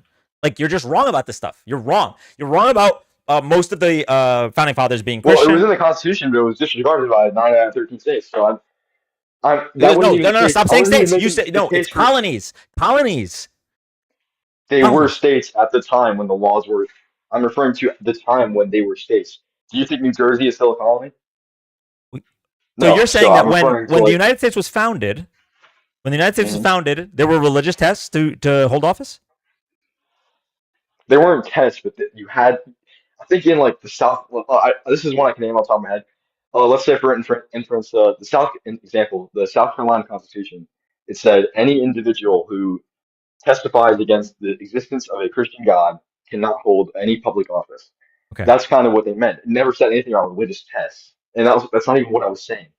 I made a mistake when I said it wasn't the original Constitution. I'll concede that, but still, if you say that in any way, shape, or form, Christianity has no influence, no effect, no part in the culture of the United States, No. then If that's where your bar has moved. By the way, your bar went from the United States was founded on Christian culture to, well, it is. There's some Christian culture. It's not nothing. Well, it was founded. That's where the bar went. Like that's. Just so we're clear, the goalpost was moved so far that it went from we were founded on Christian ideals. Do you know why the Europeans are here? Like why the founding fathers came here in the first place? It was to escape tyranny from the British over religious persecution. So it's. That's why the Mayflower came over. Yeah. What does that have to do with any? That's the whole point. Tyranny from religion, right? They don't want a founding religion. That they were being persecuted. Like, yeah, I guess they don't want they don't want a state-enforced religion, but that doesn't negate the fact that this is a Christian country, like predominantly. And based on your vibes and feelings. That's it. That's all. No, I brought up multiple examples, and then everyone has been wrong. You're saying that it was founded on Christian ideals. It was not. We looked at the Constitution. We looked at any governing documents. None of them are founded on Christian ideals. Nowhere. You said that it was okay. Well, it's not in the laws, but it's in the culture. And we asked you for examples of the culture, and you said old buildings and universities. Like that's such a straw man. That's like not what I meant by that. I meant like institutions that to this day influence. And to this day, like are baked into the United States. Like Harvard, for example, I think was founded as a seminary school. What about Harvard? What about Harvard being founded by Christians? What about that means we're a Christian nation? Is what I'm trying to say. What is the culture? Because the institutions that surround our country, fucking, have had a massive effect on our country. Like you don't think like any of these universities have. That educated what effect does it have effect on the United States? What effect does it have? You're saying that those institutions were founded by Christians. There were Bible readings in schools until the 1960s. Like, of course, Christianity is a massive part of the United States. Okay, so you're saying that because most Americans were Christian, and even now a plurality of Americans are Christian, that means we're a Christian nation? Is that your new argument? That is part of my argument. That is not my argument. Can I ask you a question now? Can I ask you a question? Ask me. If America was 90% Muslim, there was mosques on every. It wasn't a state-enforced like Islamic country or Jewish or Hindu. If it was 90% Hindu, with like Hindu temples everywhere or whatnot. I'm not saying that because I hate Hindus. I'm saying that because as a question, would it still be America if it was like 90% Indian Hindus? Would it still be America? Would it still be America? Yeah. Well, in your hypothetical, 90% of the country is Hindu. So yes, why wouldn't it be America? Or are you saying? Are you saying still be the same? Are you saying? Or we just airdrop enough Hindus to make it 90%? What are you saying? If on every street corner there was like a Hindu temple, or there was 90% Hindus, like people adhering to the Hindu religion, it wasn't. The Constitution stays the same. It's the way it is right now. Constitution stays the same. But it's just we're a majority Hindu country. Like, is it still the same? Like, is America still the same? No, we have furthermore, if you 90%. erased all Christians right now, like if they all became atheists, would America still like be the same Oh, it'd be culturally? better. It would be so much better. But our laws, at least the Constitution, would be about the same. Yeah. But okay. All right, so you think America would still be the same if like every single Christian in this country, like It would be 65% of the the country country would be different, but votes this is right the now? case. This would be the case with any major change like that, right? No matter what change you But make. yeah, but do you think Like, it's you know to the how same different scale America as was like pre and post Civil War? what do you mean by that? In here, what? I said, do you know how different America was pre and post Civil War? The country changed That's what drastically after the I'm Civil War. saying. That's what I'm saying. But I'm saying like Are to you saying we're no scale longer in America because any we freed the other. slaves? That's not what I meant. But I said, would it still be like? It was also it's a little different. Like slavery is a thing that was happening that was evil. It was a physical thing. Like Christianity is an ideology. Like you're comparing Yeah, two things that aren't really comparable at all. slavery was also baked into the culture. It had a massive effect on not only the culture but the way the Okay, country perfect. So we can functioned. agree on that, right? So do you think slavery still has an effect on Americans to this day? Yes. So then you would agree with my definition of Christian culture. Because you think Christianity has had a massive effect on Americans to this But day. I'm not making the statement that the United States is a slave nation. You're making the statement that the United States is a Christian nation. Right? Well, yeah, but also slavery was outlawed in 1856. Christianity has never been outlawed. So that's what I mean. You're comparing two things that aren't really comparable, and I was trying to settle what you're saying. What I'm doing is I'm showing you that your idea of American culture is literally based on just vibes and feelings. You have nothing to back it because even in your example where you just tried I to did say debunk things to me, back it. I'll finish my sentence real quick. When you tried to debunk me by saying, think about how different America would be if it was 90% Hindu or if we took all the Christians and turned them atheists, right? I said, well, yeah, of course the country would be different if we make a massive change. This would be the case with any massive change. Like, think about how different the United States was before and after the Civil War. Is it no longer America because we freed the slaves? No, but it's like two completely different things because at the time, yeah, America was a fundamentally different country, right? Yes. Okay. So it was. So you're saying Fundamentally. it. So you're saying the So if all the country. Christians were You're raped, saying the United States is no longer the United States because slaves were freed. why are you conflating 2 points of what I said? Because what I'm doing is I'm taking your logic and I'm showing you that it doesn't track. Right? I'm applying your logic to another massive institution that has affected the United States. I'm applying it to something else, and now you see, because you can't agree with that. You can't, in good conscience, agree with that you want to go back to the United States before slavery. You can't agree with that. So in your head, you have to you're having cognitive dissonance, and so you have to say I'm not comparing it's apples and oranges, right? But my comparison, I just explained it to you, right? It's a massive change in American culture. That does not mean we are no longer the United States of America, right? Yeah, but I feel like slavery was baked into like I don't feel like slavery had as big of an effect on the culture of the United States as Christianity did. Like I think slavery was awful by all means. I think it was terrible. I think it never should have happened. But I don't think the Brave scale of take. slavery, like I don't think the scale of slavery is on the same level as Christianity because Christianity Well, has if been that's the around case, for 250 Slavery is on years. the same level. Do you know how much this country is affected and still has that legacy deep within the nation? But also, so I wanted to come up actually because not because of this part of the conversation, really going back to the discussion of the foundation. And I know you brought up the Mayflower, you brought up the Pilgrims, the Puritans. So the Puritans aren't America. They just happen to be one group that came to America. There were a lot of groups that came to America. Some of them, as you said, yes, were looking for religious freedom. Some of them, a lot of them, were looking for potential opportunities to make money. This nation has some history both from Christianity, but also from capitalism. As you know, we're a capitalist country. You can't just say, oh, well, America was founded because of Christianity or because people came to get freedom of religion. The key that was already brought up, our founders, our documents, the Constitution, everything about the foundation of this country as a country. I don't mean as a colony of Europe. I mean as a country. At our core is about freedom of religion, with a focus Are on the government should not be dictating things based on religion, because guess what? That's what they were trying to get away from England, where it was like Anglican was the official religion of the nation there.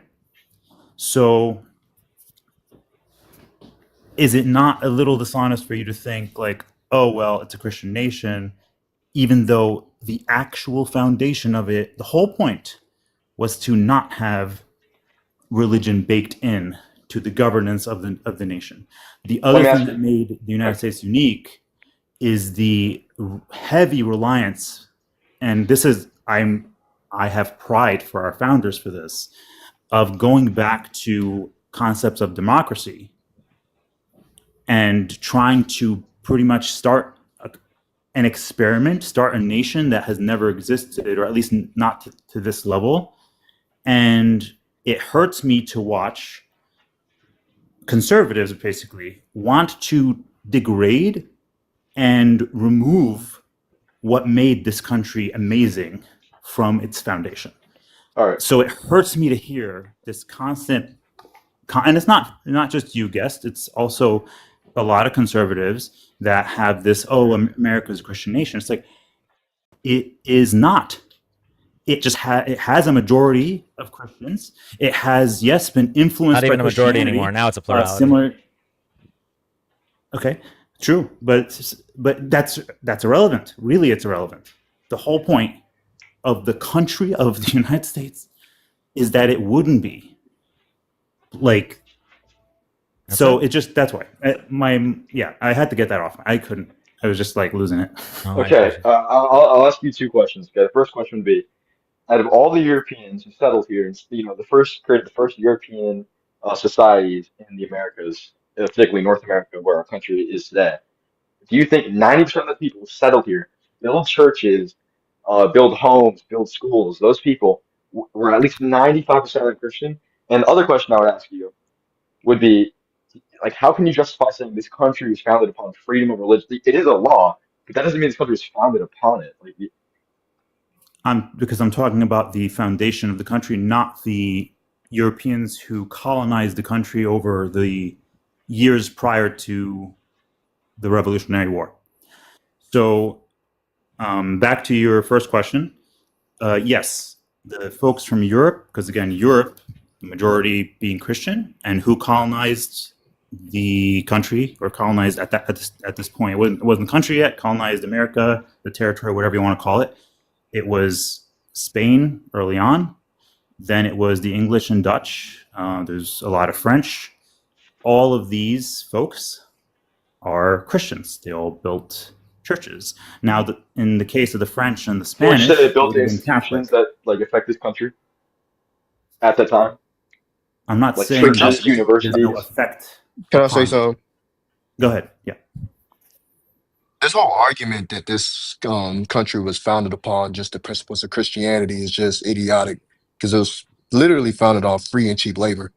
And that the fact that you just brushed off slavery like it was just a bad thing that happened in this country and it doesn't still exist is just ridiculous because the whole foundational of our private prison system and the whole entire immigration topic and when we go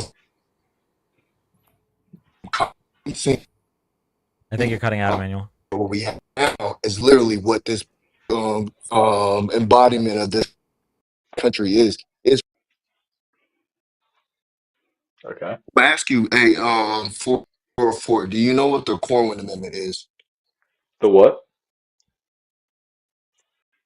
I think I got an echo. Do you know what the Corwin I, Amendment is? the Cohen Amendment? What are you talking about? You're gonna have to educate me on that because I don't know what you're talking about. Emmanuel, I think your connection's bad, unfortunately. Or if someone else here knows what he's talking about, can you because he's like I can't hear him. But I don't know how this has anything to do with slavery. That was kind of I mean I think It slavery has is lawful. I think it no, it was has kind of everything to do with slavery. I'm trying to explain. No, I'm trying to explain to you that slavery was about to be codified into our state constitution. So, if, regardless if you're trying to make the argument that this was a Christian nation, that was based upon the principles in which what you are trying to argue for. okay, but I don't think you can like say slavery and Christianity. I don't know why we keep going back to slavery when we're talking here because slavery and Because Christianity you just brushed it aside like it aren't was like like the foundation of this country. like slavery. Christianity is an ideology, it's like an ideology, it's a religion. Slavery was a form of getting labor. There's a We big Why do you link, think buddy. that Like we slavery slavery is was? more understand economic we than anything. understand that the words mean different things. We get that. But the comparisons being drawn here are comparisons in regards to how the country was founded, which was your first argument for why the United States is a Christian nation, and the culture surrounding this country, which was your second argument about why the United States is a Christian nation. Both of these things were baked into our foundation. In fact, actually, excuse me, let me rephrase. Slavery was more baked into our foundation than Christianity. And in regards to culture, slavery was a massive part of our culture, and still, in some ways, is to this day. Okay, yeah. So you would say the same thing about Christianity, right? Because it still in some ways is to this day, right? Yes, but you wouldn't say this is a slave nation, as Dan mentioned earlier. That's That's where the your Well, because point. argument has slavery was fallen apart. outlawed in 1856. Christianity It's still not exists today. 1856. Why do you continue to Or not say that? 1856. Sorry, I got confused. Whatever year it is, I don't know about the top of my head. No, but again, that's why I asked you what the Corwin Amendment was. The Corwin Amendment was actually, I believe, in 1863 that was going to ratify slavery into the Constitution. Okay, and did it pass? The only reason it didn't get passed is because the Civil War Okay, started. you can make an excuse for it, but it didn't get passed. Wait. That's the That's bottom line. Did literally you hear what his excuse was? Hold on. You were waiting for an answer to just talk. Well, I'm The saying the Civil War excuse. All right, started, yeah, all right. Give me the excuse. so you weren't listening to what he said. Well, no, I heard what he said originally, but I don't think like. I said Oh, but the it did only get passed. reason it didn't start, it didn't get passed was the Civil War started. That is why it didn't get passed. Lincoln Okay, was literally looking to sign it into law. the bottom line is though, That's it didn't something that get they passed. never teach in American history, is that they were looking to ratify slavery into our Constitution. You should look this up, buddy. All right, well, the bottom line is it didn't get passed. And I don't know how this has anything to do with the original topic of debate. It has I feel everything like to do we with the strayed topic away. because you said it was not you try to minimize like slavery wasn't literally how the foundational and operating systems of this Well, country, and then try to make a correlation that Christianity is. You can't tell me the symmetry breaker between the two.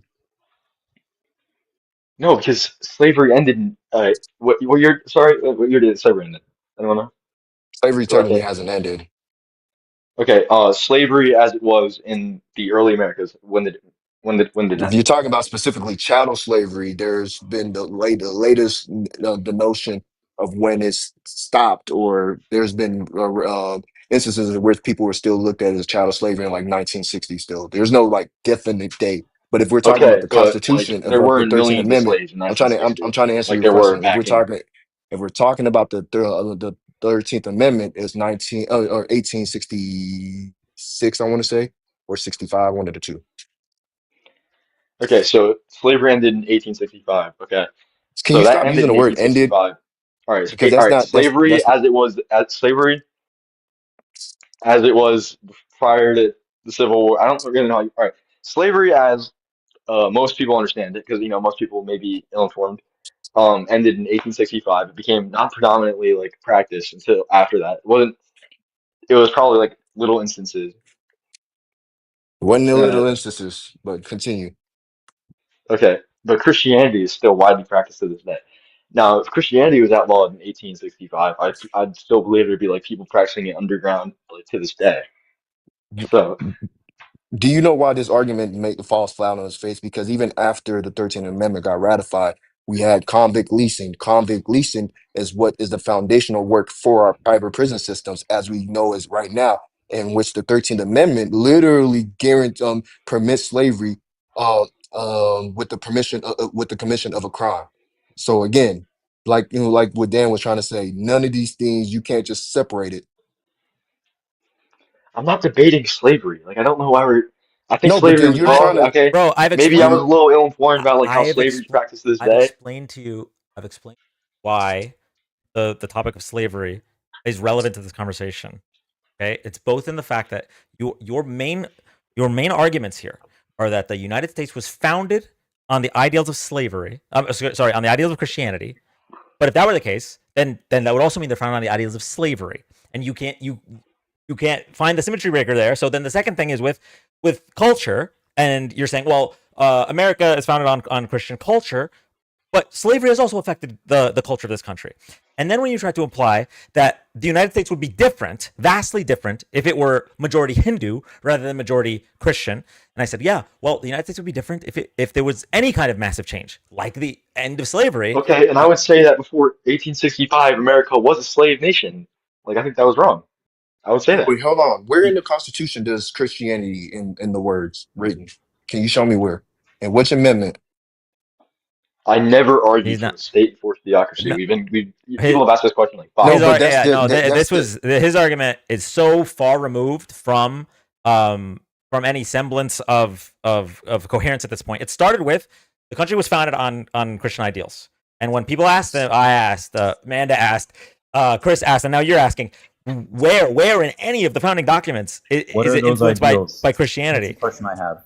He can't. Yeah, we asked him that too, Ace. We asked him that too. All of this has happened. He's been up here for 45 minutes. It's just been going in a circle. So I don't want to waste anyone else's time. I don't want to waste everyone's time All right, anymore. can I just say one last thing though? Yeah. All right, this is an alt account. I'm actually 15. You had to 1v5 me. I'm gonna get banned, I know, but I'm actually like 15. Like it's been 45 minutes go and read you a guys book, like kid. could have You shouldn't be effectively. this stupid I and do read a dumb. lot of books. I was You probably a lot clearly smarter than you don't. when you were 15. You no, you probably weren't. I ain't gonna So lie to you. Read more about the foundation of this country, just particularly read. just the whole history. Honestly, like maybe, yeah. Okay. So Like you I guys have know. a debate all the time. I've only debated. I'd never really debate. I don't Stop debate all So the I stop time. think leading I into deep literally my am fault. never debating actually. I just want to be clear. I want to be clear. It did not take 5 people to debate you. It took 5 people trying to hammer into your head that the thing you're saying is false. Um, I don't I don't know why you're like taking pride in that. You're like, yeah, I was wrong 5 times, but you were all here to see it. Like, what is that? What is that flex? Well, no, you had to bring up five. Actually, oh, he's Yeah, no, I dropped him because he's 15, allegedly. if you're still listening and you're actually 15, you know what you should really do? Read the Bible. Read the Bible a lot. Because when I was your age, I did. I actually read it twice, and then I studied it continuously. I took courses in college on it. So learn more about that first, and then learn more about the foundation of the United States. And then once you have that under your belt, I think you'll start to wake up a little bit about reality. Okay? That's my recommendation. I actually agree with chat. I think he should touch grass. But There's no reason for him to be that young and radicalized, but that's the world we live in. But I appreciate you having me up there. yeah, no problem. I wish it was a more substantive argument at the end, but I felt like it was just going in a loop over and over. Yeah, no, it's all good. But you have a good night, y'all. You as well. Emmanuel. Thank you, Emmanuel. You're good. I really like when he was trying to downplay the effect of slavery. Like, Yeah. He's like, well, do you think you wouldn't say slavery had as big of an effect as Christianity? And it's like, yes, huge, massive. And then he kept, the thing is, this is the thing that a lot of they bring up Plymouth and the Puritans, the Pilgrims, right? They forget the entire, like all of the other people coming to this country before it was a country. Again, what I'm talking about before, the Spanish and the French, and a huge part of that was the business of slavery. And I say business because it was about, again, that concept of taking advantage of the labor to make a lot of profit, and in a terrible, terrible way. So, like, that is part of the foundations of this nation, really. It's sad and it's upsetting, but you can't just ignore it. Anyway, yeah. Well, the whole thing makes sense. He hasn't even finished 3 of his 4 years in high school, so he hasn't gotten to that part of history yet. I actually, I kind of agree with somebody in Discord said he only said he was 15 to get kicked and not be called a runner. Like I think he might be mentally 15, but I don't know. I don't think he was actually 15. I think anyway, because you don't have to be. We found out after 10 months of these lives, you don't have to be 15 to be a a brainstem hater, a brain wrinkle absence ever. I don't even know what I'm saying at this point. We've been live too long. You know, as Mac just said, you don't have to be 15 to be an idiot. And brainstem denier. Trump normalized lying. Yeah, he really did. Anyway, Ace, thank you so much for coming up. Also, I totally forgot to send you the link that you asked me for. But I will do that. Have a good night. Good night. God. That debate melted my brain, actually. Okay, these two have been waiting in the box for so long. There's a chance that they might not connect. I'll just pull them up real quick, and if not, we're gonna call it live. Hi, welcome up. Yo. I was just gonna talk to you. I'm not opposition. Yeah, no, I would hope not with that profile picture. I was getting in an argument with this guy, and I was doing more research into the big beautiful bill, and I was looking at, and I was seeing that it said somebody has to work for 80 hours to be on Medicaid now with the big beautiful bill, and I was just wondering like what the issue is with that. 80 hours? Yeah. Or at least that's what I saw when I was looking it up.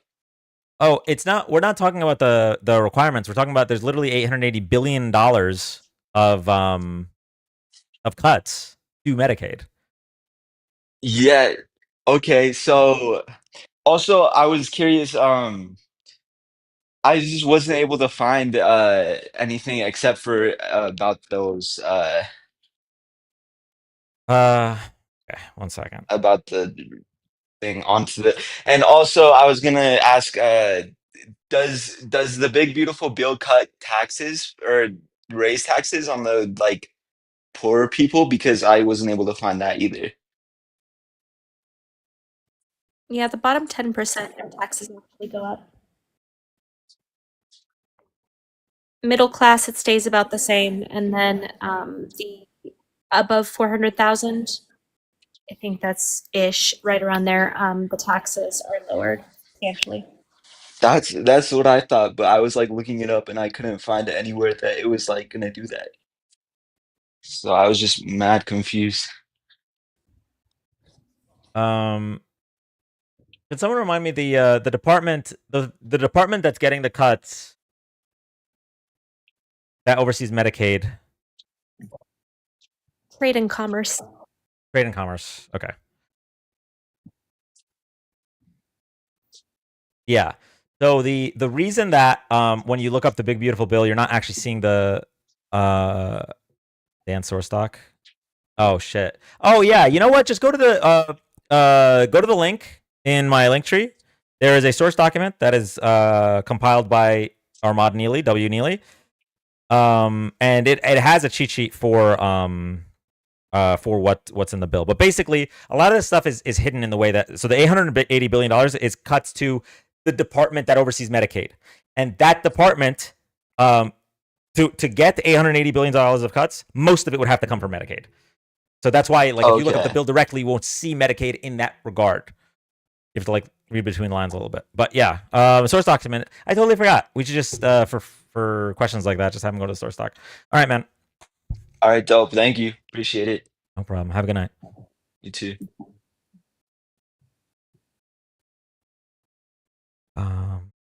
Yeah, we're getting close to my wall. I'm so different at the start of the live, and then at the end of the live.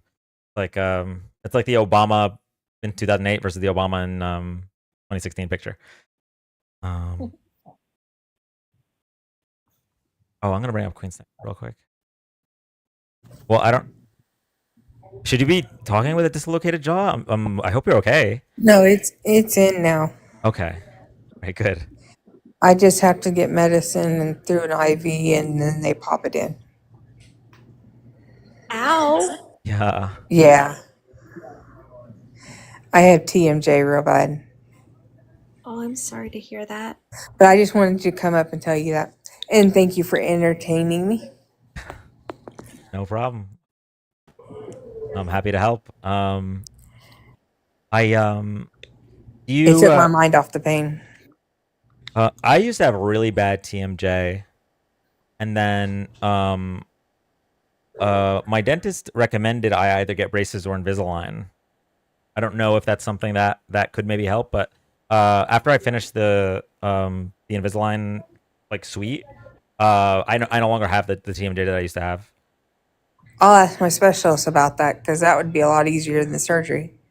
Yeah. I mean, obviously, I'm not an expert, so like it could be it could be caused by different things, but I do know that the TMJ I had was almost 100% cured by the Invisalign. So. All right. Yeah, I'll ask him. But I'm gonna go in case my doctor comes in. But I just wanted to tell you thank you. Really welcome, and thank you for hanging out with us. Thank you for being an amazing member of the community, and I hope you feel better soon. Thank you. Kick me. Feel better, Queen.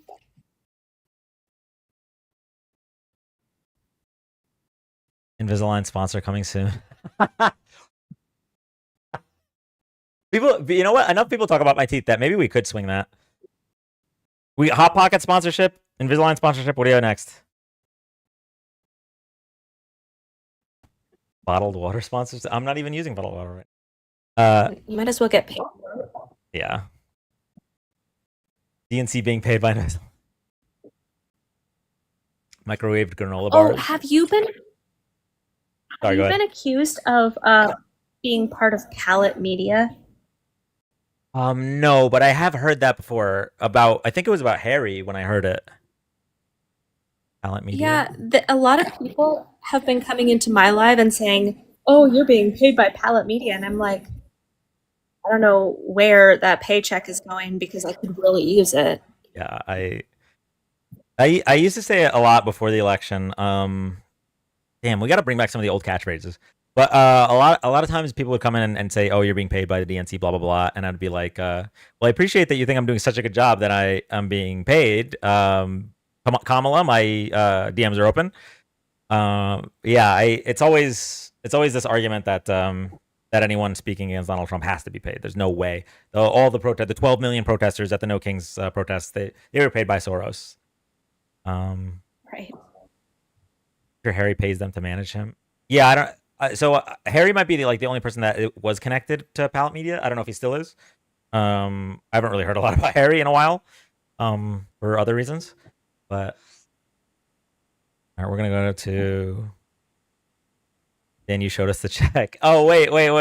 You're right. Hold on. Do I still have it here? Love the check. Not that. Nope, not that. It's not that one, but I'm leaving that up for a bit. Is it here? I don't even know it's in my OBS anymore. Resident Sleeper, Nick Young, Obama dropping the mic. Oh, we needed this a couple times today. I forgot I had this here. Mike, I don't even know why this is here. But this, yeah, I don't think we have. I don't think we have the check picture. But I'm trying to find it. Can we have a tab closing live tonight? Tomorrow probably. Because I might need the tabs tomorrow. Okay. Last guest.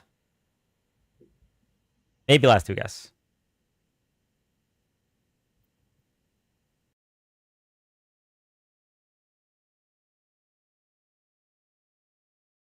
Bing, bing, bong, bong, bing, bing, bing.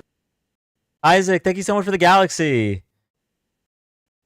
Thank you so much, Isaac. I remember when you had that GIF all over your live. Oh yes, I remember that too. Okay, can someone you know what, actually, I think if I just go to my messages with caffeine, I think I'll be able to find the check picture real quick.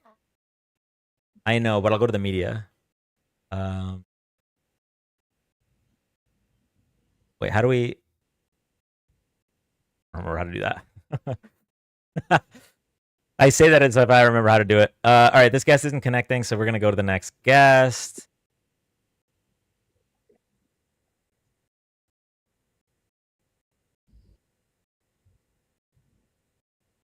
Grandpa Dan is back.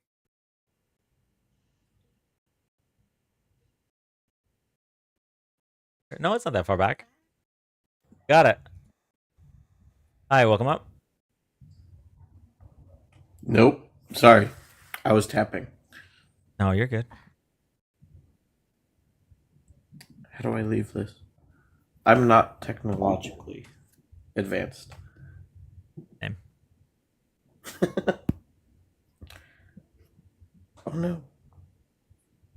Oh wow, Dan, that is a huge honor. You got to hang out with Taylor Swift, Biden, and Obama. It was a monumental event. But you know what? The most important thing about that night was the $2,000 check. That's the reality. The guest dropped.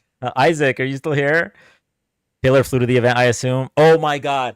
Okay, the Taylor Swift flying, like using her private jet to go like everywhere memes were so fun. When it was like her going to like from her bathroom to her kitchen or whatever, and it's a plane. Where's Rich Poor lately? That's a good question. I love the fact that Manda is here. Me too. This I enjoyed this live tonight, and you're welcome to join us anytime, Manda. I appreciate that. I figured I'd take a break from the crazy lives that I host because it gets so bad. I had one guy. So I get a lot of marriage proposals, and I'm like, sorry, I'm married, not interested. But two, I also get a lot of Trumpers up there that when they lose the debate, they start telling me they're going to essay me. So, yeah, that's something that unfortunately I have seen a lot for creators that are women. It's really disgusting. The screenshots I've seen of like the requests, like the messages that are in the requests folder for women creators. Like I thought mine were bad. It is not even close. It is so disgusting what people are willing to say behind the anonymity of the internet. There's been a few that I've sent to the FBI. Good. I'm happy to hear that because some of these people are not safe, like genuinely, if not all, frankly. But like, obviously, a lot of them just feel like they can get away with whatever. But this is like, they should be investigated. So I'm glad that you've referred some of them to the FBI. It's wild what they're willing to say, and it really I think it really goes to show a much deeper problem in politics and also the internet right now in regards to misogyny. Really disgusting. Yeah.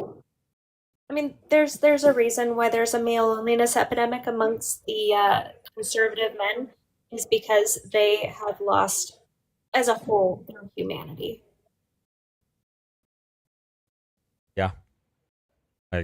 Period. I 100% agree. I think, and a lot of them obviously are pushed to these like red pill spaces with, Fresh and Fit and all that stuff. When the reality is, the reason they're in the situation they are is because of the type of person they are. It's not because they're not making enough money. It's not because they're not hitting the gym enough. Bing, bing, bong, It's bong, bing, bing, bing. Isaac, thank you so much. You don't have to send galaxies to come up. You can just come up. I don't know why you dropped before, but I appreciate that, Isaac. And that's why I say W male loneliness epidemic. It's a lack of accountability. Like something about human nature, people don't want to be the reason for their problems. They don't want to have that accountability, so they just try to, shove that responsibility off on other people. Like, no, you're the reason that I am suffering. You're the reason that I'm having a hard time, and that's actually why MAGA exists. Yeah, it's the lack of accountability. You're right. It must be the immigrants. It must be the liberals. It must be DEI. That's a really good point. And I think, I think, and it gets worse because we have a person who's been a massive part of American culture for the past 10 years that is allergic to accountability. And I've talked about this before, but it's so crazy to think about. Like, there are people who are children when the Access Hollywood tapes came out.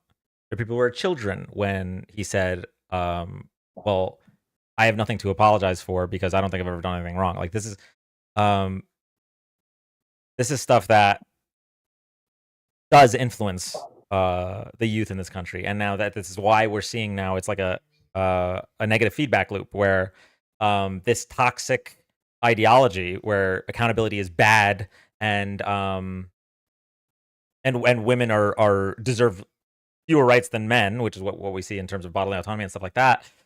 This toxic ideology then leads to this male loneliness epidemic, which leads to them going into these red pill right wing spaces, which leads to now we see the biggest shift, I think, like in history, towards the right from young men in this country. It's like a self-fulfilling prophecy, and it's so frustrating to think about. This is actually something. It sucks that I forgot. But this was something that before the election, when I was when we were talking about like what we would do with the lives after Kamala won. Oh, the good old days.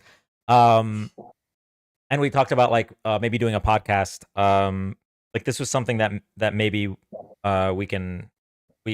thought about maybe trying to deprogram some of these young men, because like I don't want to lose this entire generation of young men to this stuff.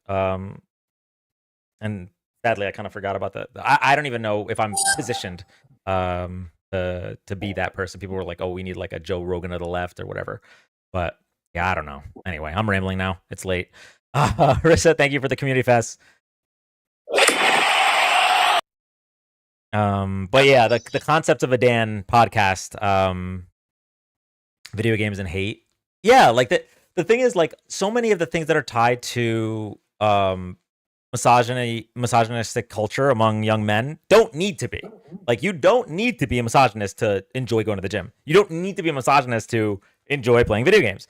And so yeah, I think it's cool. It would be cool to have like more figures on the left that appeal to that audience. It sucks, right, to think about. It's like, well, we really have to like go out of our way to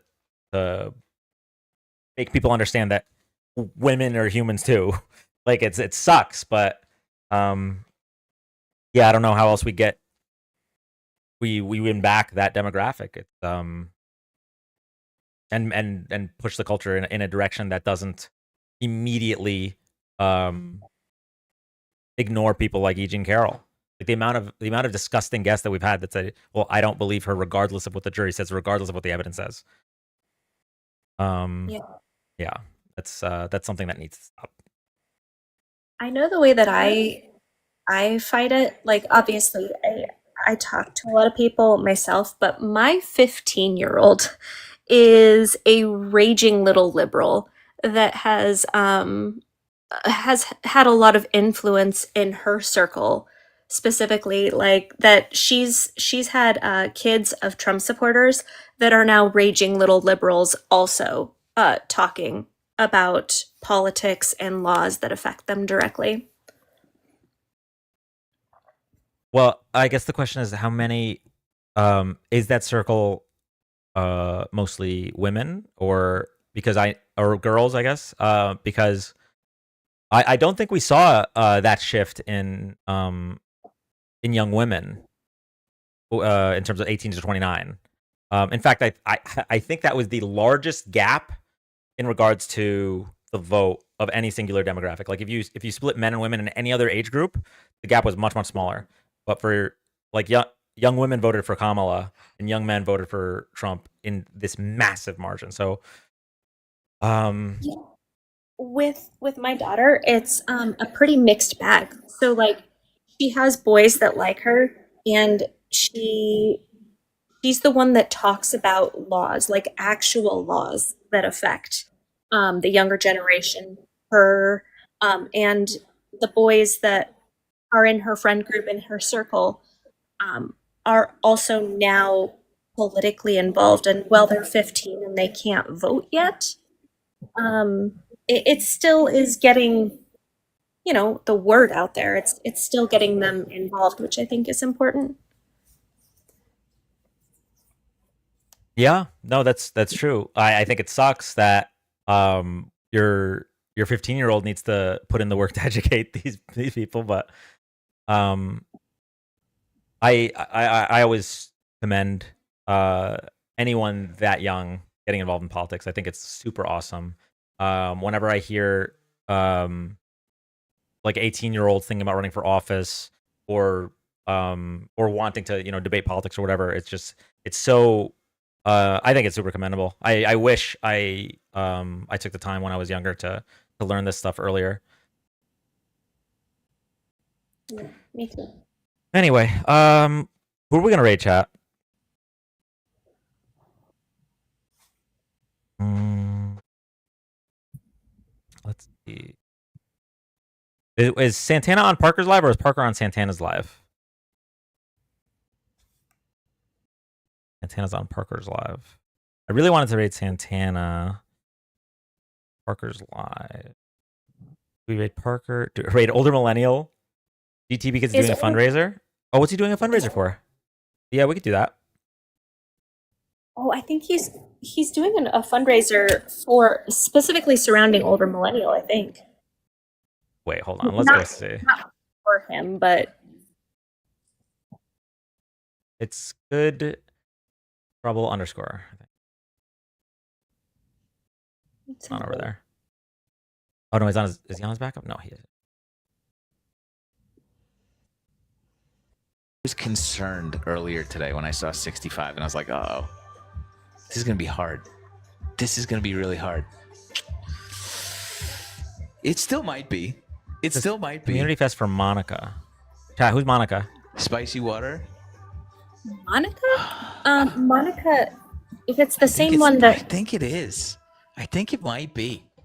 Yeah, I have a friend who wants to here co-host. about Will Monica. somebody She's come co-host? Oh. unaliving. Let me mute. I'm sorry. Yeah, if it's the same Monica I'm thinking of, she has terminal cancer and she's unaliving. Oh, okay. Yeah. All right. Let's rate GT. Don't get me wrong. Some people were saying that it's a fundraiser for the older millennial prosecutor, and as much as I like pettiness, I don't know if that would be necessarily a worthy fundraiser. But they'll just schedule your lives back to back and not overlap. Then nobody misses anything. There's too many. There's too many creators. I don't think it's possible to do that. Okay. Oh, forgot I can't pin with guest. Oh, okay. Y'all, thank you so much for hanging out. If you're not following Manda, now's your chance. Manda, if you'd like to say any final words, because we're gonna pin Good Trouple's at. So. Yeah, no, of course. Thank you all for having me, and thank you, Dan. This was fun and a nice break from my chaos. Well, I'm happy to have you. You're welcome anytime. Thank you so much. Have a great night. All right. If one of my mods can drop the you guys are already on it. Thank you so much. All right. We are going to be rating Good Trouble, doing a fundraiser right now. I will see you guys over there. With Good Trouble's chat, I don't know if we'll see each other in there. It's usually pretty busy in there, but love Good Trouble and love a good cause. So we're gonna drop that raid. Twitch, have a good night. YouTube, have a good night.